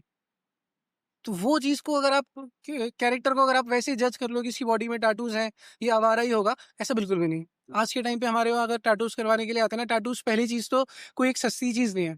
It is an expensive thing, है ना? हमारे जो क्लाइंट्स आते हैं, ज़्यादातर डॉक्टर्स होते हैं, इंजीनियर्स होते हैं, लॉयर्स होते हैं, एंटरप्रेन्योर्स होते हैं, आर्मी वाले होते हैं। हुँ, जो इतने अच्छे-अच्छे प्रोफ़ेशन में होते हैं लोग, उनकी अपनी-अपनी कहानियाँ होती हैं, है ना? हर कोई कहानियों को एक्सप्रेस नहीं कर सकता। अब मेरी कोई कहानी है, मैं पॉडकास्ट के थ्रू बोल दे रहा हूँ, हर आदमी कुछ बोल नहीं सकता, है ना? कितनी सारी ऐसी स्टोरीज़ होती हैं जो सिर्फ़ अपने अंदर रखते हैं। वो चाहते हैं बोलना, एक्सप्रेस करना चाहते हैं, लेकिन वो एक्सप्रेस नहीं कर पाते, तो वो टैटूज़ के थ्रू, एक आर्ट के थ्रू एक्सप्रेस करते हैं, हुँ, है ना? तो वो वाली चीज़ होती है। तो मेरा इसीलिए मैं इतनी सारी एजुकेशनल वीडियोज़ बनाता हूँ, इतना सारा पढ़ता हूँ, वो सारी रिसर्च करता हूँ, ताकि मैं लोगों का माइंडसेट शिफ्ट कर सकूँ, लोगों को दिखा सकूँ कि एक रेप्यूटेड करियर भी है। हुँ। अब मैं थोड़ा-सा जानना हुँ, चाहूँगा, हुँ, हुँ। हमारे जो एक टैटू का एक आर्ट ऑफ फॉर्म है, तो इसकी हिस्ट्री कहाँ से कैसे रिलेट करती है, इस पर थोड़ा-सा मैं डिस्कस चाहूँगा आपसे? तो काफ़ी सारे लोगों को ऐसा लगता है ना कि टैटूज़ एक वेस्टर्न कल्चर है, बाहर की कंट्रीज़ है हमारे देश में। लेकिन ऐसा बिल्कुल भी नहीं है। मतलब जब मैंने भी पहले यही सोचा था, फिर जब मैंने रिसर्च करना स्टार्ट किया और काफ़ी सारी चीज़ें, तो मुझे समझ में आया कि यार टैटूज़ का हमारे इंडियन की हिस्ट्री में ना बहुत ज़्यादा सिग्निफिकेंस रहा है। मतलब अब अगर आप देखते हो तो ये मध्य प्रदेश में बैगर ट्राइब्स हैं, छत्तीसगढ़ में रामनामी ट्राइब्स हैं, आपके नॉर्थ ईस्ट में हेड हंटर्स हैं, है ना? तो हर जगह की अलग-अलग ट्राइब्स हैं, वो लोग टैटूज़ करवाते हैं और उनके लिए टैटूज़ का अलग सिग्निफिकेंस रहा है। जैसे जो मध्य प्रदेश की बैगा ट्राइब्स है, वो लोग ऐसा मानते हैं कि एक टाइम पे वहाँ पे बहुत सूखा पड़ा था, है ना? तो वहाँ पे को बिल्कुल अनाज-वनाज कुछ भी नहीं हो रहा था, तो उन लोगों ने इंद्रदेव की पूजा करना स्टार्ट किया, इंद्रदेव की पूजा करी और इंद्रदेव ने बोला कि उनको एक बलि चढ़ानी पड़ेगी और किसी भी एक लड़की की, एक वर्जिन लड़की की बलि चढ़ानी पड़ेगी और शर्त ये है कि लड़की को बिना कपड़ों के सैक्रिफाइस करना होगा। तो उन लोगों ने लड़की से बात करी और लड़की ने मना कर दिया कि यार मैं बिना कपड़ों के नहीं जाऊँगी। तो उन्होंने माता शिव और पार्वती की पूजा करी और शिव और पार्वती ने उनको टैटू के टूल्स दिए और उनसे बोला कि इससे इसकी बॉडी को डेकोरेट करो। ऐसा बैगर ट्राइब्स वाले मानते हैं, है ना? तो उन्होंने उसकी बॉडी को डेकोरेट किया उससे और फिर उसके बाद से लड़की को सैक्रिफाइस किया, वो सारी चीज़ें हैं और उनकी प्रॉब्लम सॉल्व हुई। तो आज भी बैगर ट्राइब्स में मध्य प्रदेश में वो लोग ये मानते हैं कि लड़की अगर 10 साल की होती है तो उसके पैरों में टैटूज़ करते हैं, 13 साल की होती है तो उसकी बैक में करते हैं, शादी के बाद उसके चेस्ट में करते हैं। इस तरीके से वो कल्चर को आज भी फॉलो करते हैं। नॉर्थ ईस्ट के एरियाज़ में अगर आप देखते हो तो टैटूज़ उनके लिए ब्रेवरी का सिंबल है। ब्रेवरी कैसे कि वहाँ पे टैटूज़ के की यही सिग्निफिकेंस है ना कि जब भी कोई आदमी अपने राइवल विलेज में जाएगा और अपने राइवल विलेज में अपने दुश्मन का सर काट के लेके आएगा। वो जितने सर काट के लेके आएगा वो उतने टैटूज़ बनाएगा। जिसकी बॉडी में जितने टैटूज़ होंगे वो उतना ज़्यादा ब्रेव माना जाएगा। है ना? तो उनके लिए ब्रेवरी का सिंबल है। हालाँकि ये प्रैक्टिस 1947 के आस-पास में बंद हो गई थी, लेकिन आज भी वो लोग टैटूज़ करवाते हैं। अभी अगर ये आप साउथ की साइड में जाओगे तो साउथ में टैटूज़ का सिग्निफिकेंस कुछ और है। वो लोग ये मानते हैं कि टैटूज़ उनको इविल स्पिरिट से बचाता है। हाँ जी। उत्तराखंड से भी कोई रिलेशन है? देखिए, मैंने बहुत रिसर्च करी उत्तराखंड से रिलेशन के लिए और जब मैं काफ़ी कुमाऊँ, गढ़वाल ये सारी जगह मैंने घूमा और वहाँ मुझे कुछ लेडीज़ मिली, काफ़ी ओल्ड लेडीज़ मिली जिनके हाथ में मुझे कुछ डॉट्स मिले। तो जब मैंने उस पे रिसर्च करना स्टार्ट किया, उनसे पूछना स्टार्ट किया, तो उन्होंने मुझे बताया कि ये टैटूज़ उनको इविल स्पिरिट से बचाते हैं। तो यहाँ भी सिग्निफिकेंस कहीं न कहीं इस तरीके से है और टैटूज़ एक कम्युनिटी का फ़ॉर्म होता है कि जिसके हाथ में जितने डॉट्स हैं या जो भी वो लोग की मान्यता होगी, वो लोग एक कम्युनिटी को रिप्रेज़ेंट करते हैं। है ना? तो टैटूज़ का उनके लिए ये सिग्निफिकेंस रहा है। जो आप एक धार्मिक पॉइंट ऑफ व्यू जब उसका दे रहे हैं, तो क्या उसका कहीं रिटर्न ऐसा लिखा हुआ है या सिर्फ़ उनकी वो मान्यता है? मान्यताएँ हैं, कबीले जैसे होते हैं ना, उन कबीलों की जो मान्यता बन जाती है, वो उस तरीके से मानते हैं उसको। ठीक है। हाँ जी। जब हम बात करते हैं ना टैटूज़ की, तो जब हम बड़े-बड़े रेसलर्स को भी देखते हैं, बड़ी-बड़ी सेलिब्रिटी को भी देखते हैं, चाहे रॉक की बात करें हुँ, हम हुँ, लोग, हुँ। रोमन रेंस की बात करें, विराट कोहली, इनकी सबकी बात करें, चलो विराट कोहली तो अपने देश के हैं, बाकी वो लोग के टैटूज़ क्या है ना, वो उनकी ट्राइब को रिप्रेज़ेंट करते हैं। बिल्कुल। तो क्या उत्तराखंड में भी ऐसा कुछ है जो हमारी कम्युनिटी को दिखाए? और क्या उसका आर्ट को आप अपने टैटू फॉर्म में रिप्रेज़ेंट या प्रेज़ेंट कर सकते हैं? बहुत अच्छा सवाल पूछा आपने, बल्कि मैं और मेरी टीम इस चीज़ में बहुत ज़्यादा काम कर रहे हैं, है ना? उत्तराखंड की एपर्ट आर्ट बहुत पॉपुलर है ना? वो एक तो उसी चीज़ पे हम लोग काम कर रहे हैं कि जो एपन के जो एलिमेंट्स है ना, कोई फायर को रिप्रेज़ेंट करता है, कोई माउंटेन्स को रिप्रेज़ेंट करता है, कोई सन को रिप्रेज़ेंट करता है। हम उन्हीं एलिमेंट्स को मिक्स करके एक ट्राइबल के फॉर्म पे एक डिज़ाइन बनाया। ऑलमोस्ट वो कंप्लीट हो चुका है। इनफैक्ट हम लोगों ने 1-2 लोगों के टैटू भी किया है उसपे। अब हम एक बड़े स्केल पे लाइक फुल स्लीव और इस तरीके के डिज़ाइन्स बना रहे हैं। हुँ, तो वो वाली चीज़ है कि मैं चाहता हूँ कि हम माओरी ट्राइब को आप लोग अपनी बॉडी में टैटू करके क्या करोगे? वो उनकी ट्राइब को रिप्रेज़ेंट करता है। इंडिया में लोग माओरी के टैटूज़ करवाते हैं ना, हुँ, वो न्यूज़ीलैंड और इन सारी जगहों की ट्राइब को रिप्रेज़ेंट करता है। हम अगर उत्तराखंड से हैं तो हमें अपनी ट्राइब को रिप्रेज़ेंट करना चाहिए। हमारा टैटू डिफरेंट होना चाहिए। वो लोग पूछे कि यार ये लोग उसको कॉपी करें। हुँ, लोग पूछे कि यार ये डिज़ाइन क्या है? इसका क्या मतलब है? तो हमें पता होना चाहिए। हमारा सबसे बड़ा सोर्स एपन है। हमें बिल्कुल। एपन में से रेफरेंसेस लेके वो डिज़ाइन्स क्रिएट करने चाहिए और हमारी टीम कर रही है काम बहुत अच्छे से उस चीज़ पे भी और हम लोगों ने बनाए हैं ऐसे काफ़ी सारे टैटूज़ भी। नहीं, नहीं बहुत बढ़िया और जो आप काम कर रहे हैं, जो आप मेरे को एक बार दिखा भी रहे थे ना, हुँ, मैं हुँ, हुँ। चाहूँगा कि उसकी कुछ फ़ोटोज़ बिल्कुल, वगैरह मैं आप फ़ोटोज़ मुझको भेजूँगा। भेजना ताकि मैं दिखा सकूँ। बिल्कुल। उत्तराखंड में कितनी बड़ी अपॉर्च्युनिटी आने वाले समय में क्योंकि जहाँ तक मैंने आपको देखा है तो उत्तराखंड से मुझे जब मैं आपके बारे में देख भी रहा था, तो मुझे भी नहीं पता था कि आप उत्तराखंड से हैं। हुँ, हुँ, जब मुझे पता चला कि इतना बड़ा आर्टिस्ट उत्तराखंड से है, हुँ, हुँ, जो आज 7 से 8 कंट्रीज़ घूम आए हैं अपने आर्ट के बलबूते। हुँ, हुँ, हुँ। तो कुछ तो ऐसा अलग रहा होगा, तो उत्तराखंड के बच्चों को अगर आप देखें कि एज़ अ टैटू आर्टिस्ट वो कैसे करियर बना सकते हैं इस फ़ील्ड में और कितनी अपॉर्च्युनिटीज़ हैं वहाँ पे? देखिए, जब मैं पहले लखनऊ में था, मेरा लखनऊ में बहुत अच्छा स्टूडियो चल रहा था, काफ़ी सारी चीज़ें थी, I was earning good enough और लेकिन मेरे माइंड में ना एक खालीपन था। मैं चाहता था कि यार क्योंकि मैंने स्टार्टिंग में यही चीज़ अंदर से सोच के रखी थी कि यार मैं अपने शहर के लिए कुछ करूँगा, है ना? और मेरा यहाँ पे टैटू स्टूडियो, टैटू अकेडमी खोलने का रीज़न भी यही था। ताकि मैं यहाँ पे लोगों को सिखा सकूँ उस आर्ट के बारे में, हुँ। है ना?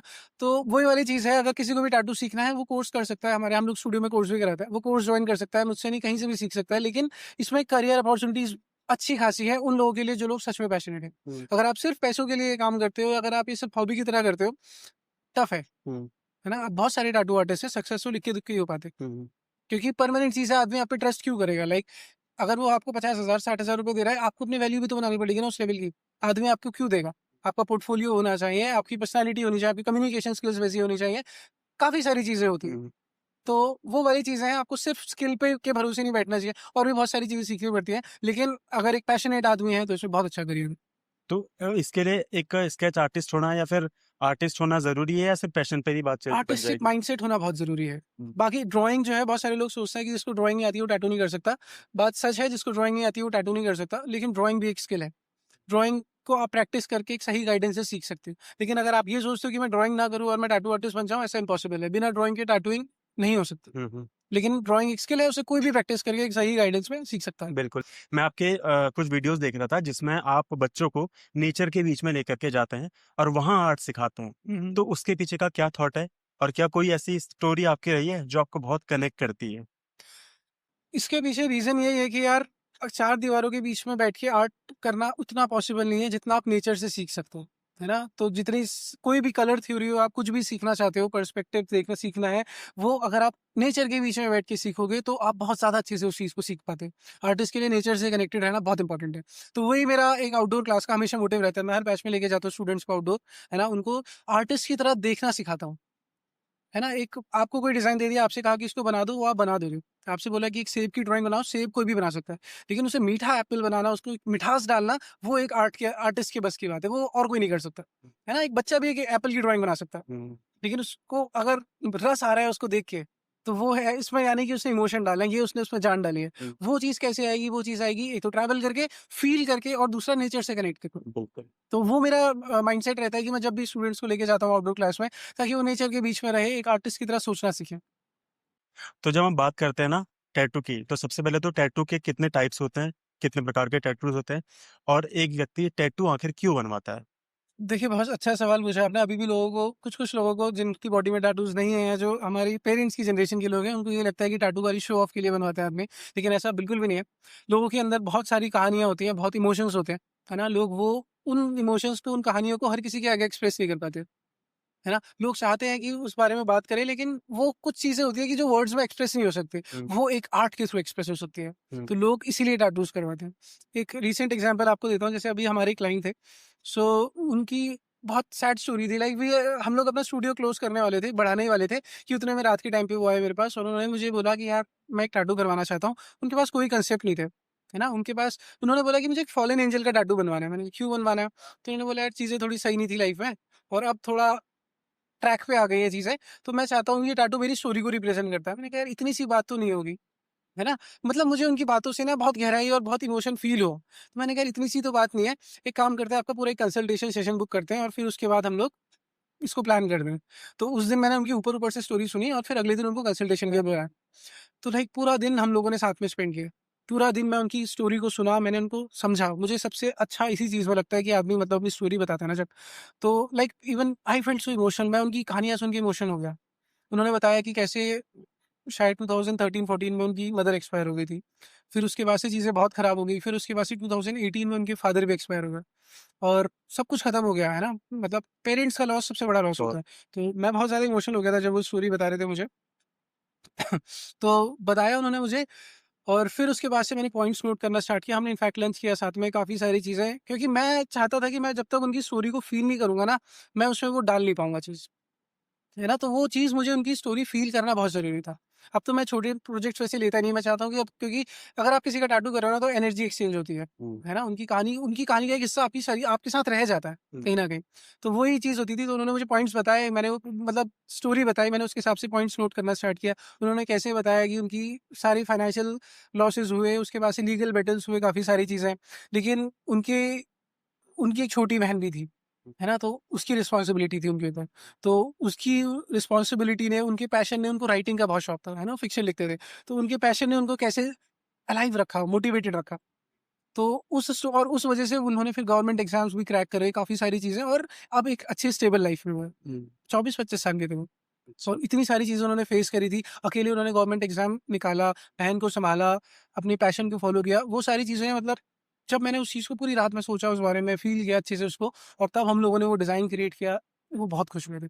ऐसी इमोशनल स्टोरीज़ आती हैं तो मुझे लगता है कि यार वर्थ इट है जो मैं काम कर रहा हूँ। नहीं, एज़ अ आर्टिस्ट ना ये बहुत एक सीखने वाली चीज़ है कि आप किसी के फीलिंग को खुद हुँ, फ़ील कर पाओ पहले तो, तभी हो पाती है वो तभी चीज़। आर्ट निकल पाएगा आपका, हुँ, है ना? और एक और दूसरी चीज़ जो आपने बताया ना कि एक आर्ट बंदा आया, उसने आपको सिर्फ़ चीज़ें बताई, लेकिन आपने जब उसके बारे में जाना, उस चीज़ को हुँ। अच्छे से और ज़्यादा आपने फ़ील करा, तो ऑब्वियसली वो आर्ट जो टैटू का फ़ोटो आपके पास पड़ा होगा, हाँ, मैं दिखाऊँगा। बिल्कुल वो हुँ, दिखाना आप मुझको मैं ताकि हुँ, हुँ, मैं देखिए मेरा मोटिव यही है ना कि मैं आर्ट को लोगों को दिखाऊँ आपकी आर्ट को पहले तो दुनिया हुँ, को ना, कि हमारे उत्तराखंड से एक ऐसा आर्टिस्ट है, जितने मतलब ऐसा आर्ट बनता है। तो बहुत अच्छी-अच्छी ड्राइंग्स आपने करी है। हुँ। एक आपने एक वीडियो देख रहा था जिसमें full full back body full back उसकी क्या स्टोरी है? उसकी कुछ ऐसी ऐसा स्टोरी नहीं है, बस क्लाइंट को डिज़ाइन पसंद था, उनको बताना था कि उनकी भी कुछ ऐसी स्टोरी थी कि डेविल और वो दिखाना चाहते थे उसमें, गॉड और डेविल का वो एक कॉन्ट्रास्ट शो हाँ, करना हाँ। चाहते थे, तो उस हिसाब से हमने वो कस्टमाइज़ किया था। हाँ, हाँ। हुँ। कोई ऐसी डिमांड भी आती है आपके पास कि क्योंकि देखिए बहुत से जब हम भी किसी के पास टैटू बनवाने के लिए जाते हैं ना, हुँ। तो हम रैंडमली हम लोग पिंटरेस्ट से कोई डिज़ाइन उठाते हैं और बोलते हैं कि इसको बना दो। क्या आप वो काम करते हैं? देखिए, अगर आपको पिंटरेस्ट पे कोई भी डिज़ाइन पसंद आया ना, तो उसके पीछे मुझे लगता है कि कोई ना कोई आपके सबकॉन्शियसली कोई ना कोई एक ऐसी कहानी है, जो एक्सप्रेस होना चाहती है। हुँ, मुझे ऐसा लगता है कि कोई कहानी है जो एक्सप्रेस होना चाहती है, जो बाहर निकलना चाहती है, और वो डिज़ाइन के थ्रू ही आपको लगता है कि यार ये मुझसे रिलेट करता है, तो मुझे ये कराना चाहिए। हुँ, हमारा काम है उस कहानी को सुनना, समझना और उसको आपके लिए पर्सनलाइज़्ड डिज़ाइन बनाना। पिंटरेस्ट का जो डिज़ाइन है वो 10 लोगों के हाथ पे है। आप अगर टैटू टेम्पल में आओगे, आप अपनी कहानी बताओगे, वो डिज़ाइन चेंज हो जाता है। वो डिज़ाइन में फिर आपका पर्सनल टच आ जाता है। हुँ, फॉर एग्ज़ाम्पल एक क्लाइंट थे, उसको माउंटेन्स का टैटू करवाना था, हुँ, है ना? तो वो दुबई में रहते थे। हुँ, तो उनका था कि वो पहाड़ थे पहाड़ से, लेकिन रहते दुबई में थे। तो उनको जब भी आते थे वो ट्रैक वगैरह ये सारी चीज़ें करते थे। तो पिंटरेस्ट से मेरे पास एक डिज़ाइन लेके आए कि यार मुझे ये टैटू करवाना है, हुँ, माउंटेन्स और वो सारी चीज़ें। मैंने कहा इसको छोड़ो, आँख बंद करो और ये बताओ कि तुम क्या दिखता है तुम्हें? जब तुम माउंटेन्स के बारे में सोचते हो, तो तुम क्या फ़ील करते हो? तुम्हें क्या दिखता है? हुँ। उन्होंने आँख बंद करी और मैंने कहा बस आँख बंद करके मुझे बताते जाओ तुम्हें क्या-क्या दिख रहा है। तो उन्होंने मुझे बताना स्टार्ट किया कि एक नदी दिख रही है मुझे उसके साइड में देवदार के पेड़ दिख रहे हैं, मुझे स्नो कैप्ड माउंटेन्स दिख रहे हैं, साइड में बर्ड्स दिख रही हैं। हाँ, मैंने कहा आँख खोलो और वो रफ स्केच मैंने उनको करके दिखा दिया क्या था। वो इम्प्रेस हो गए, मैंने कहा अब ये है पर्सनलाइज़्ड टच, हुँ, है ना? अब ये वो डिज़ाइन नहीं है जो 10 लोगों के हाथ में है। बिल ये वो डिज़ाइन है जो आपके दिमाग में है। बिल तो इस तरीके से स्टोरीज़ बनती हैं, इस तरीके से स्टोरीज़ एक्सप्रेस होती हैं, बिल्कुल। और ये काम कर रहे हैं तो फिर इससे अच्छा कुछ कुछ काम नहीं हो सकता मुझे लगता है। नहीं, नहीं, बहुत बढ़िया। आपके लेफ्ट हैंड साइड में राधा कृष्णा का हुँ, एक हुँ। टैटू है। इससे पहले मैं इसकी स्टोरी जानूँ कि आखिर आपने क्यों बनाया है? हुँ, हुँ। उससे पहले मैं आपको एक चीज़ थोड़ा-सा पूछना चाहूँगा, हमारे काफ़ी रिलीजियस पर्सन जो होते हैं, हुँ, काफ़ी संत महात्मा लोग होते हैं, बिल्कुल। वो रिलीजियस टैटू बनवाने के लिए मनाही करते हैं। हुँ, शिव हुँ। जी का टैटू, ओम का टैटू, राधा कृष्ण या किसी भी रिलीजियस पर्सन का टैटू बनवाने से मना करता है। उनको लगता है कि ये अपवित्र है, हुँ, हुँ। हमारे हाथ बहुत गंदी-गंदी जगहों को टच करते हैं। तो एज़ अ आर्टिस्ट आप इस चीज़ को कैसे देखते हो? देखिए, अगर ख़ैर अपनी-अपनी चॉइसेस होती हैं सबकी, बट स्टिल इंडिया में सबसे ज़्यादा लोग रिलीजियस टैटूज़ करवाते हैं। आज भी अगर आप पुरानी-पुरानी जगह पे जाओगे तो लोगों के हाथों पे ओम का टैटू एटलीस्ट बना होता है कि नहीं? तो रिलीजियस टैटूज़ का अपना-अपना सिग्निफिकेंस है, और मेरे पास बहुत ज़्यादा क्लाइंट्स आते हैं और क्लाइंट्स मुझे अपनी स्टोरी बताते हैं, हुँ, है ना? और वो स्टोरीज़ इतनी इमोशनल होती है, उनकी लाइफ़ में इतने सारे चेंजेस हुए होते हैं उस टैटू की वज़ह से कि लाइक मैं कई बार सुनता हूँ और मैं शॉक हो जाता हूँ कि यार इतना कैसे हो सकता है आदमी के साथ? हुँ, एक क्लाइंट थे मेरे, तो अभी जस्ट अभी भी आपके पास आने से पहले मेरे पास एक क्लाइंट का मैसेज आया था। तो उन्होंने मुझे बताया कि यार मेरे हाथ पे एक क्या बोलते हैं, राधा कृष्णा का एक छोटा-सा टैटू है, लेकिन मैं उनको उसको उसके ऊपर अब एक शिव जी का टैटू करवाना चाहता हूँ। ऐसा नहीं है कि मैं राधा कृष्णा से मेरा कुछ वो है, लेकिन मेरे सा लाइफ़ में कुछ ऐसी चीज़ें हुई हैं, शिव जी ने मुझे इस तरीके से गाइड किया कि मेरी लाइफ़ पूरी तरह से चेंज हो गई है। तो मैं एक बड़ा शिव जी का टैटू बनवाना चाहता हूँ। तो मैंने कहा क्या चीज़ चेंज हुई है, मुझे बताओ थोड़ा-सा उस बारे में। तो उन्होंने बताया कि मैं एक बार वाराणसी में था और एकदम से रैंडम एक बाबा मेरे पास आया और वो नॉर्मल नहीं लग रहा था। उन्होंने बोला कि वो अलग से वो शिव जी की तरह मतलब लग रहा था उनको, जैसे फ़ील हो जाता है ना कोई चीज़। उन्होंने बोला वो मुझे वैसा लग रहा था, और उसने मुझे बोला कि यार तू जो शॉर्टकट्स लेता है ना, तू शॉर्टकट्स लेना छोड़ दे, सही ट्रैक पे चल, तेरी लाइफ़ चेंज हो जाएगी। और उसने सिर्फ़ इतना बोला और वो चला गया। हुँ, उन्होंने बोला वो चीज़ मैंने चेंज करी अपनी लाइफ़ में, और बहुत अंदर से उन्होंने वो चीज़ को फ़ील करा। और उस बाबा की वो को एक जो एनर्जी थी वो एक शिव जी वाली एनर्जी थी, उनको फ़ील हुई ऐसा। हुँ, और उन्होंने उस बाबा की बात को माना, कह रहे थे कि यार 3 साल से मैं जो नहीं कर पाया, मैंने 100 करोड़ का एम्पायर खड़ा कर लिया। क्या और अभी थोड़ी देर पहले आपके पास आने से कुछ देर पहले ही मेरे पास मैसेज आया था उनका। अच्छा, और वो चाहते थे कि अब शिव जी का इतना ज़्यादा उनकी लाइफ़ में इतना इन्फ्लुएंस रहा है, तो वो शिव जी का टैटू करवाना चाहते हैं। अब क्या वो डिसरिस्पेक्ट के लिए बनवा रहे हैं? अब क्या उसके ऊपर पानी लग के अगर वो गलत जगह वॉशरूम में चला भी गया, क्या कुछ बुरा होगा? उन्होंने उनका माइंडसेट जब ये है कि यार शिव जी मेरे अच्छे-बुरे में हर जगह मेरे साथ में रहेंगे, वो जब डिमोटिवेटेड होते हैं, जब वो उस टैटू को देखते हैं, वो मोटिवेट हो जाते हैं, उनको सहारा मिलता है कि यार कोई मेरे पीछे है। हुँ। तो इसमें डिसरिस्पेक्ट जैसी कुछ चीज़ नहीं होती है। शिव जी उनके साथ रहेंगे हमेशा, क्योंकि उन्होंने उस माइंडसेट से बनाया है उसको। तो मुझे ये लगता है, बाकी अपनी-अपनी चॉइस होती है, अगर आदमी अकेला फ़ील करता है हर टाइम पे, उसको चाहिए होता है कि कोई सहारा हो उसके साथ, हुँ, हुँ। तब वो शिव जी का टैटू करवाता है, किसी भी भगवान का टैटू करवाता है, क्योंकि वो अकेले रहने से डरता है। उसको एक मोटिवेशन की ज़रूरत होती है। कोई ऐसी और रिक्वायरमेंट भी आपके पास आई किसी को रिलीजियस टैटू बनवाना है, पर आपके अकॉर्डिंग उस आपको लग रहा है कि जिस बॉडी पार्ट में बनवाना चाह रहा है वो सही नहीं, तो आप सजेस्ट करते हैं उसे? ये बॉडी पार्ट का भी क्या सीन होता है, अब हम लोगों ने अपनी उसके प्रेफ़रेंसेस के हिसाब को पवित्र-अपवित्र बना दिया ना। मतलब हम बोलते हैं कि लेग्स अपवित्र, हमारे धर्म के हिसाब से अपवित्र है, किसी और कल्चर के हिसाब से अपवित्र नहीं है। वो भी तो भगवान ने ही बनाए हुए हैं। अब ठीक है, मानने ना मानने वाली चीज़ होती है, तो ऐसा कुछ नहीं होता। फॉरेनर्स कभी-कभी कहते हैं कि पैर पे बनवाना चाहिए, मैं भी मना ही करता हूँ कि यार नहीं, रिलीजियस टैटू है, पैर पे नहीं करवाना। अब मैं एक चीज़ आपसे ना, एक सोशल मीडिया इन्फ्लुएंसर हैं, हुँ, मुझे नाम तो उनका याद नहीं है, हुँ, बट उनके मैं वीडियोज़ देखता हूँ। वो एक हुँ, टैटू आर्टिस्ट हैं और काफ़ी जाने-माने टैटू आर्टिस्ट हैं और काफ़ी वायरल टैटू आर्टिस्ट हैं। लेकिन मुझको ऐसा लगता है पर्सनली कि उनके आर्ट से ज़्यादा जो उनका दिखाने का तरीका है, हुँ, हुँ, क्योंकि काफ़ी गर्ल्स के टैटू बनाते हैं, लड़कियों के टैटू बनाते हैं, अलग-अलग जगहों से बोलते हैं कि लड़की आ रही है हुँ, हुँ। और ज़्यादा लड़कियों के बॉडी पार्ट्स को एक्सपोज़ करते हैं, एक्सप्लोर करते हैं। तो एज़ अ आर्टिस्ट, क्या आपकी इंडस्ट्री में, आपकी कम्युनिटी में इस चीज़ को लेकर के बात होती है? और क्या आप जानते हैं ऐसे किसी आर्टिस्ट को कि ऐसे भी लोग हैं?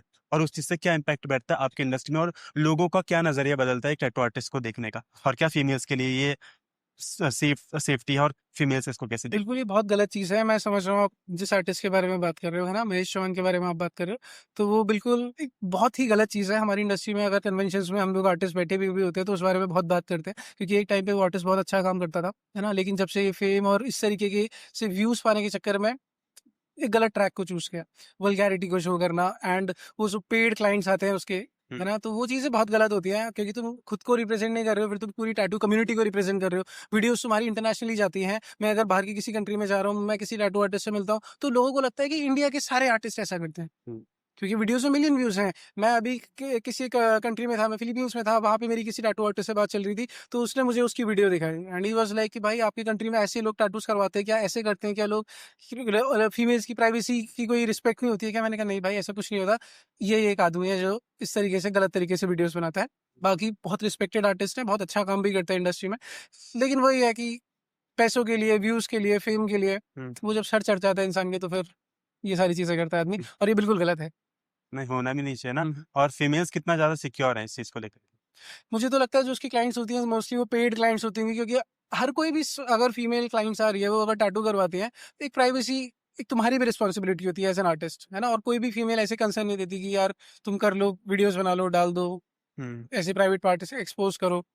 ये तो आदमी की खुद की मॉरल ड्यूटी भी होती है ना कि उसको ऐसा नहीं करना चाहिए। हुँ, हुँ। तो वही वाली चीज़ होती है। प्राइवेट पार्ट की जब हम बात कर रहे हैं तो प्राइवेट पार्ट प्राइवेट ही रहना चाहिए, हाँ, है ना? बिल्कुल। वो ज़्यादा हुँ, सही चीज़ें हैं ना? एक फीमेल के लिए जब आप एक फीमेल का जब टैटू बनाते हैं हुँ, तो काफ़ी, क्योंकि फीमेल्स देखिए अपने अलग-अलग बॉडी के पार्ट में टैटूज़ बनवाती हैं। हुँ, हुँ।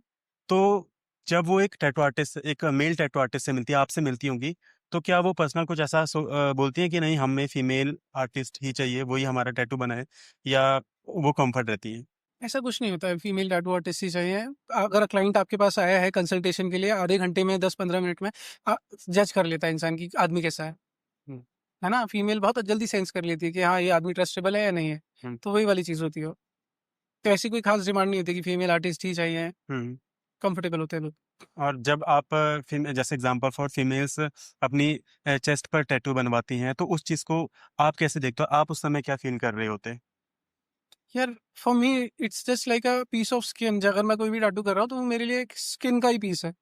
तो ऐसा फ़ील करने वाली ऐसी कोई चीज़ नहीं होती है। अगर काम कर रहा हूँ मैं एज़ अ क्लाइंट, तो कोई ऐसी कोई चीज़ नहीं होती उसमें। हुँ, हुँ, हुँ।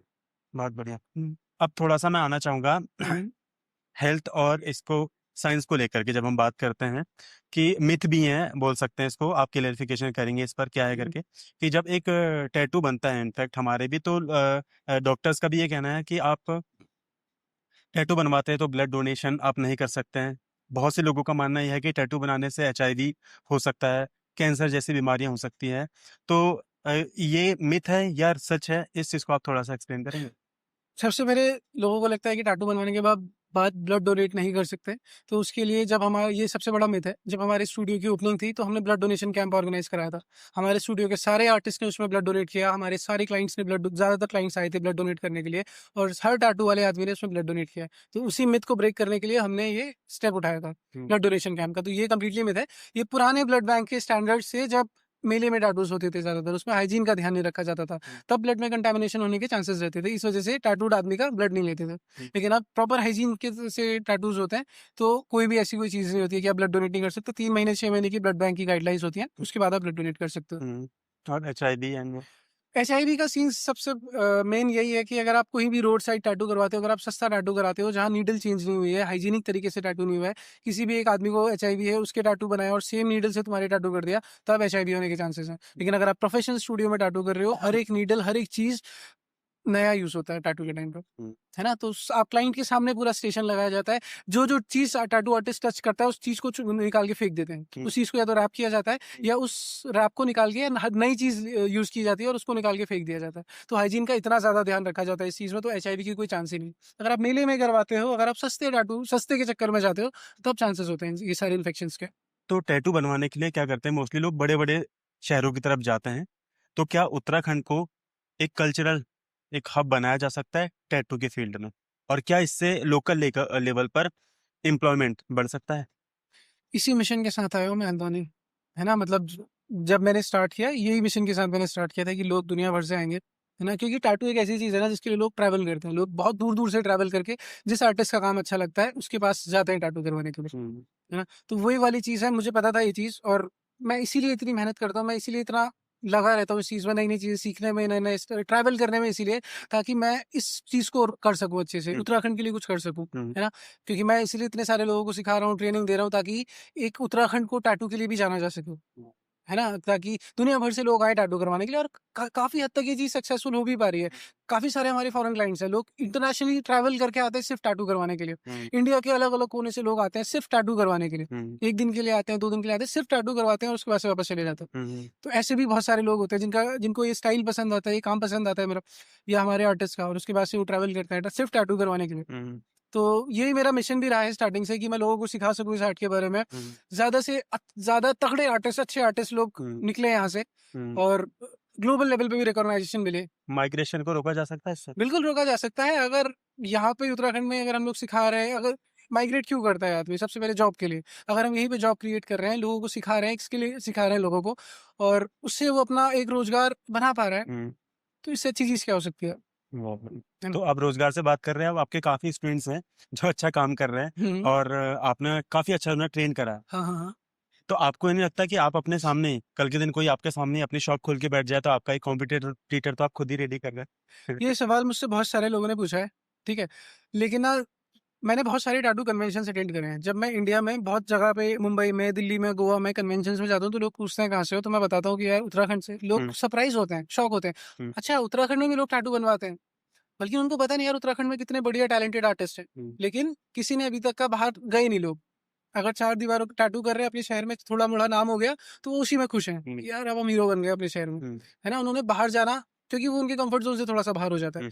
मैं बाहर की कंट्रीज में गया। अब ये महेश चौहान और ऐसे आर्टिस्ट लोगों की वजह से हमारी इंडिया में वो खराब है, कि क्योंकि उनके मिलियन व्यूज आते हैं, बाहर के लोग देखते हैं वो वीडियोस, और उनको लगता है कि इंडिया में ऐसी टैटूज होते हैं। बहुत अनहाइजीनिक तरीके से लोग मेले वेले में टैटू बनाते हैं, वो इंस्टाग्राम पे डालते हैं, वो वीडियोस वायरल होती है, लोगों को लगता है इंडिया में ऐसी टैटूज बनते हैं। जब मैं इंटरनेशनल कन्वेंशंस में जाता हूँ, वहाँ पार्टिसिपेट करता हूँ, अपना टैटूज करता हूँ, लोग सरप्राइज हो जाते हैं, अच्छा इंडिया में भी लोग ऐसे टैटूज करते हैं। तो मेरा एक छोटे लेवल पे मेरा माइंडसेट है ही नहीं। मैं आज कमाने के बारे में कभी नहीं सोचता हूँ, मैं सिर्फ टैटू टेम्पल को बढ़ाने के बारे में नहीं सोचता हूँ। जब मैं इतनी कंट्रीज ट्रैवल करा, इतना बाहर ट्रैवल करा, और मुझे जो चीज़ खलती है ना, वो चीज़ की यार अच्छा यहाँ के लोगों को तो अभी इतनी पोटेंशियल है यहाँ के लोगों में, बाहर तो भी इसको क्यों लोग जानते ही नहीं है। तो मेरा मिशन बहुत बड़े लेवल पे है। मैं चाहता हूँ कि लोग उत्तराखंड को के आर्टिस्ट की भी वैल्यू को समझे कि यार क्या क्रेजी आर्टिस्ट है यहाँ पे। इंडिया के आर्टिस्ट वही नहीं है जो इंस्टाग्राम पे दिख रहे हैं, है ना, जो ये अनहाइजीनिक तरीके से कर रहे हैं, न्यूडिटी वल्गैरिटी को प्रमोट कर रहे हैं, वही नहीं है भाई। इंडिया में इतने तगड़े आर्टिस्ट हैं। तो यही मिशन के साथ मैं बाहर ट्रैवल करता हूँ, सीखता हूँ, बाहर से सीखता हूँ, और यहाँ आके सिखाता हूँ लोगों को। तो मुझे इससे बिल्कुल डर नहीं लगता, हर कोई करण थोड़ी बन जाएगा। आपके आर्ट को कोई नहीं छीन सकता है, आपको सही बात, आपका आइडिया चुरा सकता है कोई भी, है ना? सही बात। आइडिया को चुरा सकता है लेकिन आपको कोई नहीं चुरा सकता है। बिल्कुल। बहुत अच्छा आपसे बात करके। एक चीज मैं जरूर आपसे पूछना चाहूंगा कि जब नॉर्मली टैटू बनवाने के लिए जब जाते हैं ना, तो हमें हाइजीन का मतलब सिर्फ इतना समझ में आता है कि यार नीडल चेंज कर दी, सिर्फ उतना ही समझ में आता है। जब हम जाते हैं हमें लगता है कि हाँ भाई नीडल चेंज कर दो, हमारा पहला भी क्वेश्चन ये रहेगा आपने नीडल चेंज करी? तो क्या टैटूइंग में हाइजीन सिर्फ यहीं तक सीमित है या और एक्सपेंड होती है? ये तो बहुत बेसिक चीज़ है नीडल। अब तो ये मतलब टैटू में ना ग्लव्स सबसे इम्पोर्टेंट। बहुत सारे जो स्टूडियोज़ में मैंने देखा वो ग्लव्स भी नहीं पहनते हैं। और दूसरी सबसे चीज़ जो इंकप्स होते हैं, मैंने हम्म। कितने सारे अच्छे-अच्छे रेप्यूटेड टैटू स्टूडियोज़ में भी ये देखे, रेप्यूटेड तो क्या, लेकिन एक ठीक-ठाक टैटू स्टूडियो जिनका बनाए अच्छे हैं दिखने में, और वो लोग भी सुबह इंकप भरते हैं और शाम तक उसी इंकप से टैटू करते हैं। 10 लोगों की बॉडी में टैटू करते हैं, तो वो चीज़ बहुत डेंजरस है। हम्म। अब भाई नीडल तो तुमने चेंज कर दी, लेकिन नीडल के ब्लड तो गया ना इंक में, बिल्कुल। है ना? तो वो सारी चीज़ों का ध्यान देना भी बहुत ज़रूरी है। हम्म। तो उसके लिए वही है कि आपको थोड़ा अवेयर होना चाहिए, थोड़ा टैटू रिसर्च टेम्पल करनी चाहिए कितना उसमें। ध्यान रखता है हाइजीन? 100% हाइजीन सबसे पहली प्रायोरिटी होती है हमारे पास, हमारे स्टूडियो में, है ना? हर टैटू के टाइम पे हम लोग नीडल, ग्लव्स, हर एक चीज़, पूरा स्टेशन क्लीन करते हैं और पूरा हर एक चीज़ नया यूज़ करते हैं क्लाइंट के सामने। जो भी चीज़ अगर आपको टच कर रही है ना, वो हर एक चीज़ नई यूज़ होगी, हम्म। या उसको रैप किया जाएगा और वो रैप को फेंक दिया जाएगा टैटू के बाद। हाइजीन सबसे ज़्यादा पहली प्रायोरिटी रहती है टैटू टेम्पल में। तो हाइजीन की वजह से ही जब हम बोल रहे हैं कि अभी हमने बात करी थी HIV, कैंसर हुँ, और ब्लड डोनेशन की, तो हाइजीन ना हो तो वो सिम्टम्स जा सकते हैं इंसान के साथ। 100%, 100%। बहुत बढ़िया। आपका पर्सनल फेवरेट टैटू आज तक का कौन सा है? बहुत सारे हैं यार। किस सेंस में, अगर डिज़ाइन के सेंस में देखा जाए तो कोई और फेवरेट है ना? अब मेरे ही काम की बात करें ना, जो मैंने बिल्कुल बनाया हुआ है। बिल्कुल। डिज़ाइन के सेंस में कोई और होगा, स्टोरी के सेंस में कोई और होगा, है ना? उस माहौल के सेंस में कोई और होगा, तो हम्म। हर एक टैटू फेवरेट ही अगर होता है। डिजाइन के सेंस में मैं बोलूँ तो? डिज़ाइन के सेंस में मैंने एक कलर टैटू किया था, तो उसमें एक बेबी का फेस है और अंदर एक ब्लैक एंड ग्रे के स्टाइल, ब्लैक एंड ग्रे है और ऊपर कलर के फॉर्म पे है। उसके हॉर्न्स भी हैं और उसकी आईज़ में बहुत गहरे इमोशंस हैं। तो वो डिज़ाइन मैं आपको आप दिखा देना स्क्रीन में। तो वो मेरा सबसे पर्सनल फेवरेट है, वो मैंने खुद ही डिज़ाइन किया था। और इमोशंस के सेंस में? इमोशंस के सेंस में भी बहुत सारे टैटूज़ हैं। कई बार इमोशन वाले टैटूज़ ना एक इतने छोटे टैटूज़ भी हो जाते हैं कि आपने किसी का नाम लिखा, वो ही आपके लिए इतना इमोशनल हो जाता है। लाइक एक इंटरेस्टिंग स्टोरी शेयर करता हूँ आपके साथ। आज से 7 साल पहले एक मैम आई थी मेरे पास। ऐसे बहुत सारे क्लाइंट्स आते हैं, लेकिन उनकी कहानी थोड़ी-सी स्पेशल थी। वो आई थी मेरे पास, उनके ब्रदर की डेथ हो गई थी।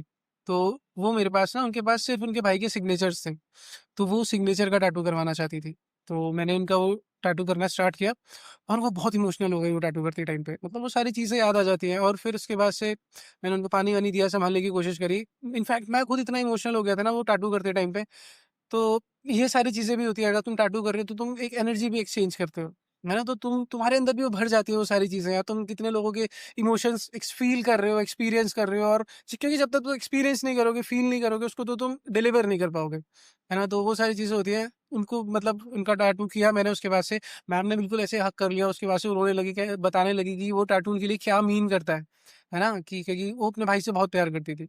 तो वो वाली चीज़ थी। मतलब उस दिन के बाद से आज तक वो मैम मेरे हमेशा टच में रहती है। मुझे 7 साल हो गए टैटू करते हुए, मतलब उनका टैटू किए हुए ऑलमोस्ट। और अभी भी मतलब हर टैटू हर दिन, मतलब मैं अपना बर्थडे भूल जाऊँ, हम्म। लेकिन वो मेरा बर्थडे नहीं भूलती हैं। वो हमेशा 12 बजे मुझे मैसेज कर देती हैं। मतलब हर एक चीज़, छोटी-छोटी डिटेल्स वो याद रखती हैं। मैं अगर कुछ भी अचीव करता हूँ या कुछ भी अच्छा करता हूँ, वो मेरी पूरी पॉडकास्ट है भाई। वो एक वर्किंग लेडी है, वो जॉब करती है, वो टीचर हैं। उन्होंने मेरा पूरा पॉडकास्ट बैठ के सुना, क्या? है ना? और हर एक छोटी-छोटी चीज़ें वो नोटिस करती है, वो मैसेज करती रहती है मेरे को, क्योंकि वो ये मानती है कि यार उनके भाई को मैंने कहीं न कहीं उनकी बॉडी पे करा है, टैटू किया है उनको।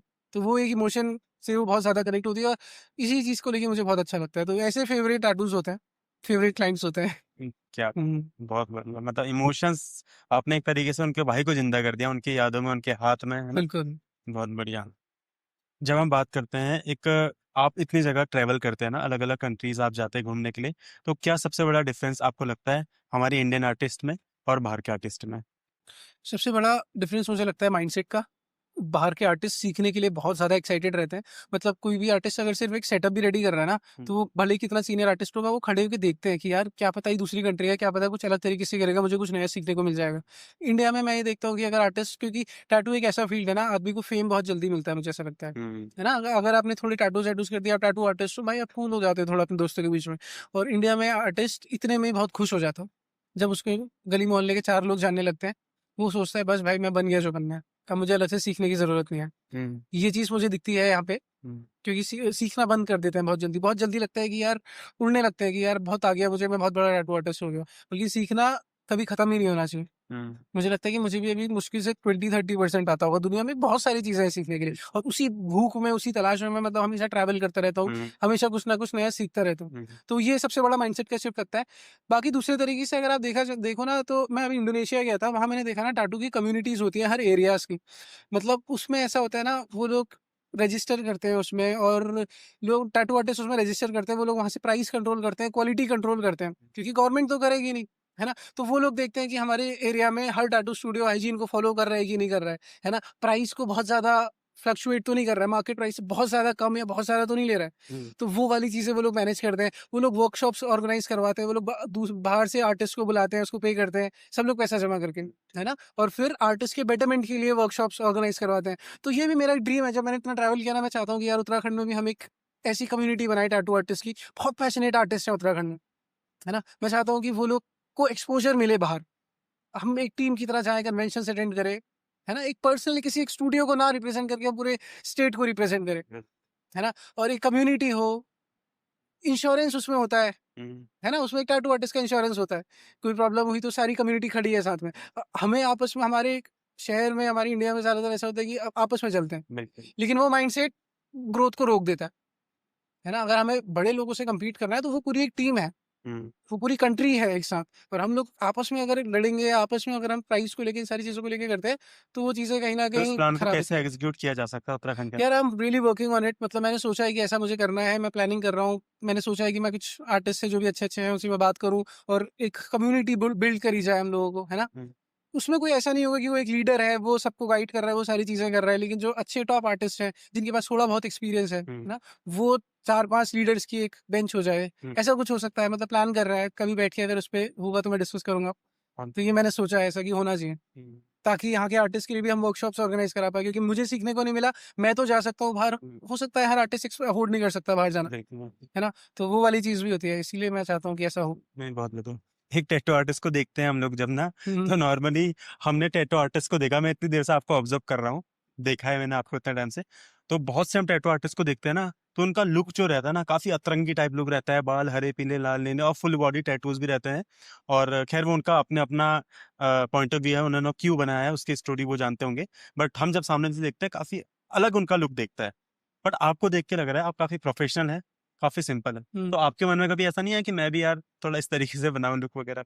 नहीं यार, मेरा मिशन भी तो यही था ना, जब मैंने स्टार्ट किया था। घर वालों का सबसे बड़ा, जो मेरे घर वालों का डाउट था, वो सभी घर वालों का डाउट होता है, क्योंकि वो सब लोग टैटू आर्टिस्ट को उसी नज़र से देखते हैं। हुँ, मैं चाहता था कि मैं एक ऐसा इंसान बनूँ जो उस पर्सपेक्टिव को चेंज कर सकूँ एटलीस्ट, है ना? मैं इसीलिए एक थोड़ा-सा सेमी फॉर्मल टाइप की ड्रेस कोड में रहता हूँ, हुँ, है ना? मैं ऐसा पियर्सिंग करवाना, बाल-वाल लाल करवाना, ये सारी चीज़ें नहीं। मैं चाहता हूँ कि इसको एक प्रोफेशनल तरीके से भी किया जाए। टैटूज़ पर्सनल होते हैं, मीनिंग होती है उनकी, हुँ, है ना? मैं टैटूज़ को एक सिर्फ़ बॉडी डेकोरेशन के तरीके से नहीं देखता हूँ। मैं उसको एक स्टोरी की तरीके से देखता हूँ, हुँ, और दिखाना चाहता हूँ कि अच्छे लोग, डिसेंट लोग और प्रोफेशनल्स, वो लोग भी उसको करवाते हैं, और ये आपकी पर्सनैलिटी को, आपके कैरेक्टर को खराब नहीं करता। हुँ, हुँ। तो ये भी मेरा रीज़न है, इसलिए मैं इसी चीज़ के लिए काम कर रहा हूँ, ताकि मैं लोगों का माइंडसेट चेंज कर सकूँ, कि टैटूज़ को एक छपरी या कोई उस क्लास की तरह ना देखा जाए, हुँ, हुँ, उसको एक रेप्यूटेड जॉब की तरह भी देखा जाए। हुँ, हुँ। बहुत बढ़िया। मैं आपकी फ़ीड में देख रहा था, प्रोफ़ाइल में, तो मेरे को वहाँ पर इंदर आर्या भैया के हुँ, साथ हुँ, में हुँ। भी शायद आपने हाँ टैटू जी, किया हाँ क्या? जी, हाँ जी। तो उसकी स्टोरी क्या रही? उसकी स्टोरी, इंदर भैया और मैं साथ में जिम करते थे, वर्कआउट करते थे डेल्टा में। हम लोग को वहीं पे मिले थे मुझे, और उन्होंने बताया कि यार मैं ऐसे-ऐसे टैटू करवाने का प्लान कर रहा हूँ। तो मैंने कहा चलो करते हैं। लाइक वो भी पहाड़ के लिए बहुत ज़्यादा पैशनेट है, उत्तराखंड के लिए बहुत ज़्यादा पैशनेट है, और पहाड़ी गाने, मतलब उत्तराखंड की शान है यार इंदर आर्या। हनी सिंह है उत्तराखंड के, है कि नहीं? तो बिल्कुल, वही वाली बिल्कुल। चीज़ है। हाँ, तो मैंने कहा चलो कुछ कूल सा डिज़ाइन करते हैं आपके लिए, और फिर जो उनके लिए टैटू किया था, उसमें वो पहाड़ हैं, माउंटेन्स हैं, माइक है, क्योंकि जो उनका प्रोफ़ेशन को रिप्रेज़ेंट हाँ, करता है, ठेठ पहाड़ी लिखा है उसमें हमने, और एक पहाड़ी टोपी है। हुँ। तो वो उनके लिए कुछ वैसा डिज़ाइन किया था हमने। और कोई पहाड़ का आर्टिस्ट है जिनके अंदर अच्छा टैलेंट है और वो माइग्रेट करके बाहर जाते हैं, ठीक है? तो क्या उत्तराखंड में टैटू को खुद से सीखा जा सकता है, या फिर कोई ऐसी बड़ी एकेडमी है जहाँ पर उसे कोर्स करना चाहिए? जैसे आप खुद बोल रहे हैं कि आप सेल्फ टॉट आर्टिस्ट हैं, आपने खुद से सारी कुछ चीज़ें सीखी हैं। तो क्या कोई इंसान इसे सीख सकता है, और कैसे वो करियर बना सकता है जिससे उसे माइग्रेट ना करना पड़े? देखिए, सबसे पहले तो सेल्फ टॉट आर्टिस्ट ठीक है वो चीज़, लेकिन मैंने बहुत सारे आर्टिस्ट से सीखा है। शुरू मैंने सेल्फ टॉट किया, लेकिन मैंने उसके बाद से बहुत सारे आर्टिस्ट से सीखा। हर आर्टिस्ट से 1-1 हफ्ता 10-10 दिन के कोर्सेज़ लेके, है ना? 2-2 3-3 दिन भी जितना टाइम में मिला, हर आर्टिस्ट से थोड़ा-थोड़ा सीखा। तो मैंने उस तरीके से सीखा। लेकिन अगर अभी जो मेरे स्टूडेंट्स आते हैं, जिस लेवल का मैं काम कर रहा हूँ, मुझे ऐसा काम करने में ऑलमोस्ट 9 साल लग गए। मेरे स्टूडेंट्स आते हैं, वो मुझसे अगर जो कोर्स करते हैं जो भी, वो लोग सेम लेवल का काम, उसी लेवल के काम के अराउंड 5 महीने 6 महीने में कर लेते हैं। क्योंकि जो गलतियाँ मैंने करी, वो गलतियाँ वो लोग नहीं करते हैं। है ना? मुझे सीखने में 9 साल लगे। मेरे 9 साल का एक्सपीरियंस उनको 5 महीने में मिल गया, 6 महीने में मिल गया। तो ये चीज़ होता है, सेल्फ टॉट आप बन सकते हो, आप खुद से सीख सकते हो, लेकिन उसमें बहुत ज़्यादा टाइम लगेगा। है ना? बहुत सारी गलतियाँ करोगे। तो बेटर है कि आप किसी अच्छे आर्टिस्ट की गाइडेंस में ये काम करो। तो ये वाली चीज़ है। एक नया बंदा सबसे बड़ी गलती जो करता है, जो उसे नहीं करनी चाहिए, टैटू करते टाइम पे है। करते टाइम या सीखते टाइम, जो जैसे कोई एग्जांपल फॉर नया बच्चा आ रहा है, वो इस इंडस्ट्री में काम करना चाह रहा है, तो सबसे पहले आप अपनी तरफ से उसे क्या सजेशन दोगे, कुछ जो गलतियां आपने करी हैं ताकि वो ना करे? सबसे पहले तो आदमी पैशनेट होना चाहिए। मैं सबसे पहले अपने स्टूडेंट से पूछता हूँ कि अगर टैटूइंग में इतना पैसा ना हो, अगर तुम जॉब कर रहे हो, कि मतलब टैटू कर रहे हो और उसके बाद से तुम एक नॉर्मल लाइफस्टाइल जियोगे, तुम बहुत ज़्यादा पैसा नहीं कमाओगे, तुम एक लिमिटेड काम करोगे या तुम्हें उतना पैसा नहीं मिलेगा, क्या तुम तब भी टैटू करोगे? अगर तुम्हारा जवाब हाँ है, अगर तुम्हें मज़ा आता है टैटू करने में, तो तुम अच्छा कर सकते हो। अगर तुम सिर्फ़ पैसों के लिए कर रहे हो, तुम्हें लगता है कि यार एक टैटू बनाया 20,000 आ गए, 50,000 रुपए आ गए, ये तो बहुत ईज़ी मनी है, तुम एक लिमिट से आगे बढ़ ही नहीं सकता। तो वो भी बहुत इंपॉर्टेंट है ना? अगर तुम सिर्फ़ हमारे स्टूडियो में हर आर्टिस्ट इतना पैशनेट है यार, हम लोग पैसे के लिए काम करते नहीं, हमें मतलब कितने टैटूज़ हम लोग फ्री कर देते हैं, है ना? तो वो वाली चीज़ भी होती है कि आदमी कितना पैशनेट है उस काम को, अगर तुम उस काम को फ्री में भी कर सकते हैं, 24 घंटे हम टैटू कर सकते हैं बिना बोर हुए। मज़ा आता है क्योंकि वो काम को करने में। अगर तुम इतने पैशनेट हो, तो आओ इस फ़ील्ड में, तो बहुत बहुत अच्छा फ़ील्ड है, बहुत मज़ा आता है इस चीज़ में। लेकिन अगर पैशनेट नहीं हो, अगर तुम चाहते हो कि सिर्फ़ पैसों के लिए अगर तुम इस चीज़ को करना चाहते हो, गलत नहीं है वो चीज़, लेकिन उतना सक्सेस उसमें फिर नहीं है। उसके अच्छे बहुत ज़्यादा अच्छे ऑप्शंस भी हैं उसके अलावा कुछ। जो हमारी पहाड़ की यंग जनरेशन है ना, यूथ है, एज अ यूथ आप उन्हें क्या मैसेज देना चाहोगे? यूथ को मैं ये मैसेज देना चाहूँगा कि यार 18 से 24-25 तक की एज जो है ना, बहुत क्रूशियल एज है। इसमें मतलब हम लोग आदमी बन भी सकता है और बिगड़ भी सकता है ना? तो इस एज में मतलब आपकी सीखने की शक्ति इतनी फास्ट होती है ना, आप कोई भी चीज़ बहुत जल्दी सीख जाते हो। तो हमें हर एक मिनट, हर एक स्टेप बहुत केयरफुली चूज़ करना चाहिए। हमें हर एक इस टाइम पे पैसे से ज़्यादा हमें स्किल्स पे इन्वेस्ट करना चाहिए। पैसा तो अगर आपने स्किल सीख ली ना कोई भी अच्छे से, तो आप पैसा तो पीछे-पीछे अपने आप आता है ना? सबसे इम्पोर्टेंट स्किल्स जो हैं, जैसे कम्युनिकेशन स्किल्स हो गई है, पर्सनैलिटी डेवलपमेंट हो गई है, फाइनेंसेस हो गए हैं, सेल्स हो गई है, ये सारी चीज़ें हमें स्कूल में नहीं सिखाई जाती हैं, जो कि बेसिक। जो कि बेसिक्स हैं। अगर इसके बिना सर्वाइव करना मुश्किल है। अगर आपकी पर्सनैलिटी अच्छी नहीं है, आपकी पर्सनैलिटी डेवलपमेंट आपने नहीं सीखा है अच्छे से, आपकी कम्युनिकेशन स्किल्स वीक हैं, आप बात करना नहीं आता, आपको अपनी स्टोरी एक्सप्रेस करना नहीं आता, बहुत चीज़ें प्रॉब्लम आती है लाइफ में। आप एक लिमिट तक ग्रो कर सकते हो, उसके बाद नहीं हो पाता। लाइक मैं बताता हूँ आपको, जैसे मैंने आपको स्टार्टिंग में बताया था कि मैं बात नहीं कर पाता था किसी से, ना मुझे बहुत दिक्कत होती थी बात करने में। मेरे हाथ-पैर काँपते थे उस टाइम पे। तो मैंने क्या किया ना, गर्मियों की छुट्टियाँ थी, मैंने एक बहुत छोटा-सा कमरा लखनऊ में रेंट पे लिया। उसका किराया ही मुश्किल से सिर्फ़ ₹1000 भी नहीं था, 900-1000 रुपए ऐसी कुछ था। वो इतना छोटा-सा कमरा था कि उसमें सिर्फ़ ज़मीन पे एक गद्दा आ सकता था और बगल में एक गैस रख सकते थे, बस। कपड़े टाँगने के लिए भी दीवार में कील ठोक के डालते थे, इतनी ऐसी कंडीशन थी। गर्मियों और पंखा, एक छोटा-सा टेबल फैन था। गर्मियों की छुट्टी थी, सब लोग घर गए हुए थे, लेकिन मेरे अंदर था ना कि यार मुझे करना है कुछ, है ना? तो मैंने वहाँ पे को टैटू के लिए तो मुझे कुछ ऐसे ख़ास जॉब मिलती नहीं थी। वहाँ पे एक शॉप थी, वहाँ पे टेम्परेरी टैटू होता था, मॉल में। अच्छा। ठीक है, और इक्के-दुक्के अगर परमानेंट के क्लाइंट आ गए, तो वो मेरे को दे देते थे बनाने के लिए, क्योंकि थोड़ा बहुत मैं कर लेता था उस टाइम पे। तो वहाँ पे को ऐसा था कि दिन भर में ना, मॉल में अगर शॉप है तो दिन भर में हज़ारों लोग आते थे। हज़ारों लोग क्वेश्चन्स पूछने के लिए आते थे कि भैया टैटू कैसे होता है, क्या होता है, वो होता है। मेरे अंदर का डर निकालने के लिए मैंने वो जॉब करी। 2 महीना मैंने वो जॉब करी और दिन भर में हज़ारों लोगों से डील करता था। शुरू में मैं बहुत डरता था, लेकिन हल्के-हल्के मेरा वो डर खत्म हो गया। और हालाँकि उसके बाद जब मैं घर गया था, मेरे घर वालों ने मेरी कंडीशन देखी, लाइक मैं बिल्कुल डार्क हो गया था, है ना? गर्मियों का टाइम लखनऊ में मैं सूख के एकदम काटा, 40 की चीज़, मेरा 40-45 किलो मेरा वेट था और ऐज मेरी वही थी 18। तो जब मैं घर गया, लाइक हम लोग ज़मीन में बैठे हुए थे, ऐसे खाना खा रहे थे, मम्मी देख के बिल्कुल रो गई थी। मम्मी कह रही थी, "यार इतनी तेरे को क्या करना है? मैं तभी कह रही हूँ कोई अच्छा करियर देख ले, ये टैटू के चक्कर में क्या हाल बना लिया, शरीर ऐसा हो गया, ये वो।" मम्मी बिल्कुल रो गई थी। तो उस दिन मैं ऐसी मम्मी के साथ बैठा था, मैंने कहा, "मम्मी आप देखते जाओ।" मेरी आदत थी ना बचपन से, मैं बहुत बड़ी-बड़ी बातें करता था। मैंने कहा, "मम्मी ये सब कुछ कुछ नहीं है, आप देखते जाना, एक दिन पूरे शहर में हर जगह मेरे टैटू स्टूडियो होंगे और कितने देश-विदेश से मुझे लोग बुलाएँगे टैटू करने के लिए, मैं जाऊँगा वहाँ टैटू करूँगा और 2 जगह स्टूडियोज़ होंगे, हेलीकॉप्टर से जाऊँगा।" ऐसे मैं इतनी बड़ी-बड़ी बातें करता था, मम्मी कहती, "हाँ, चल खाना खा ले।" सब सच हो गया, है ना? क्योंकि एक वो चीज़ होता है ना कि यार तुम अपने गोल को लेके कितने ज़्यादा फ़ोकस्ड हो। मैं बुक्स पढ़ता था उस टाइम पे, और मैं उस टाइम पे think and grow rich book पढ़ रहा था। उस बुक का मेरी लाइफ़ में बहुत ज़्यादा इन्फ्लुएंस रहा है, मैं बहुत सीखा हूँ उससे। उसमें लिखा था कि मैंने उस बुक के लास्ट पेज में ना लिखा था कि आज से 5 साल बाद मेरी लाइफ़ क्या होगी। एक-एक चीज़ मैंने उसमें लिखा था, मेरे इतने स्टूडियोज़ होंगे, मैं महीने का इतना कमा रहा हूँगा, मेरी इस कलर की कार होगी, ये कार होगी। मैंने उसमें हर एक-एक चीज़ लिखी थी उस टाइम पे जब मैं ₹500 भी महीने के लिए कमा पाता था। क्या बात। और उस टाइम पे मैंने लैक्स में नंबर लिखा था।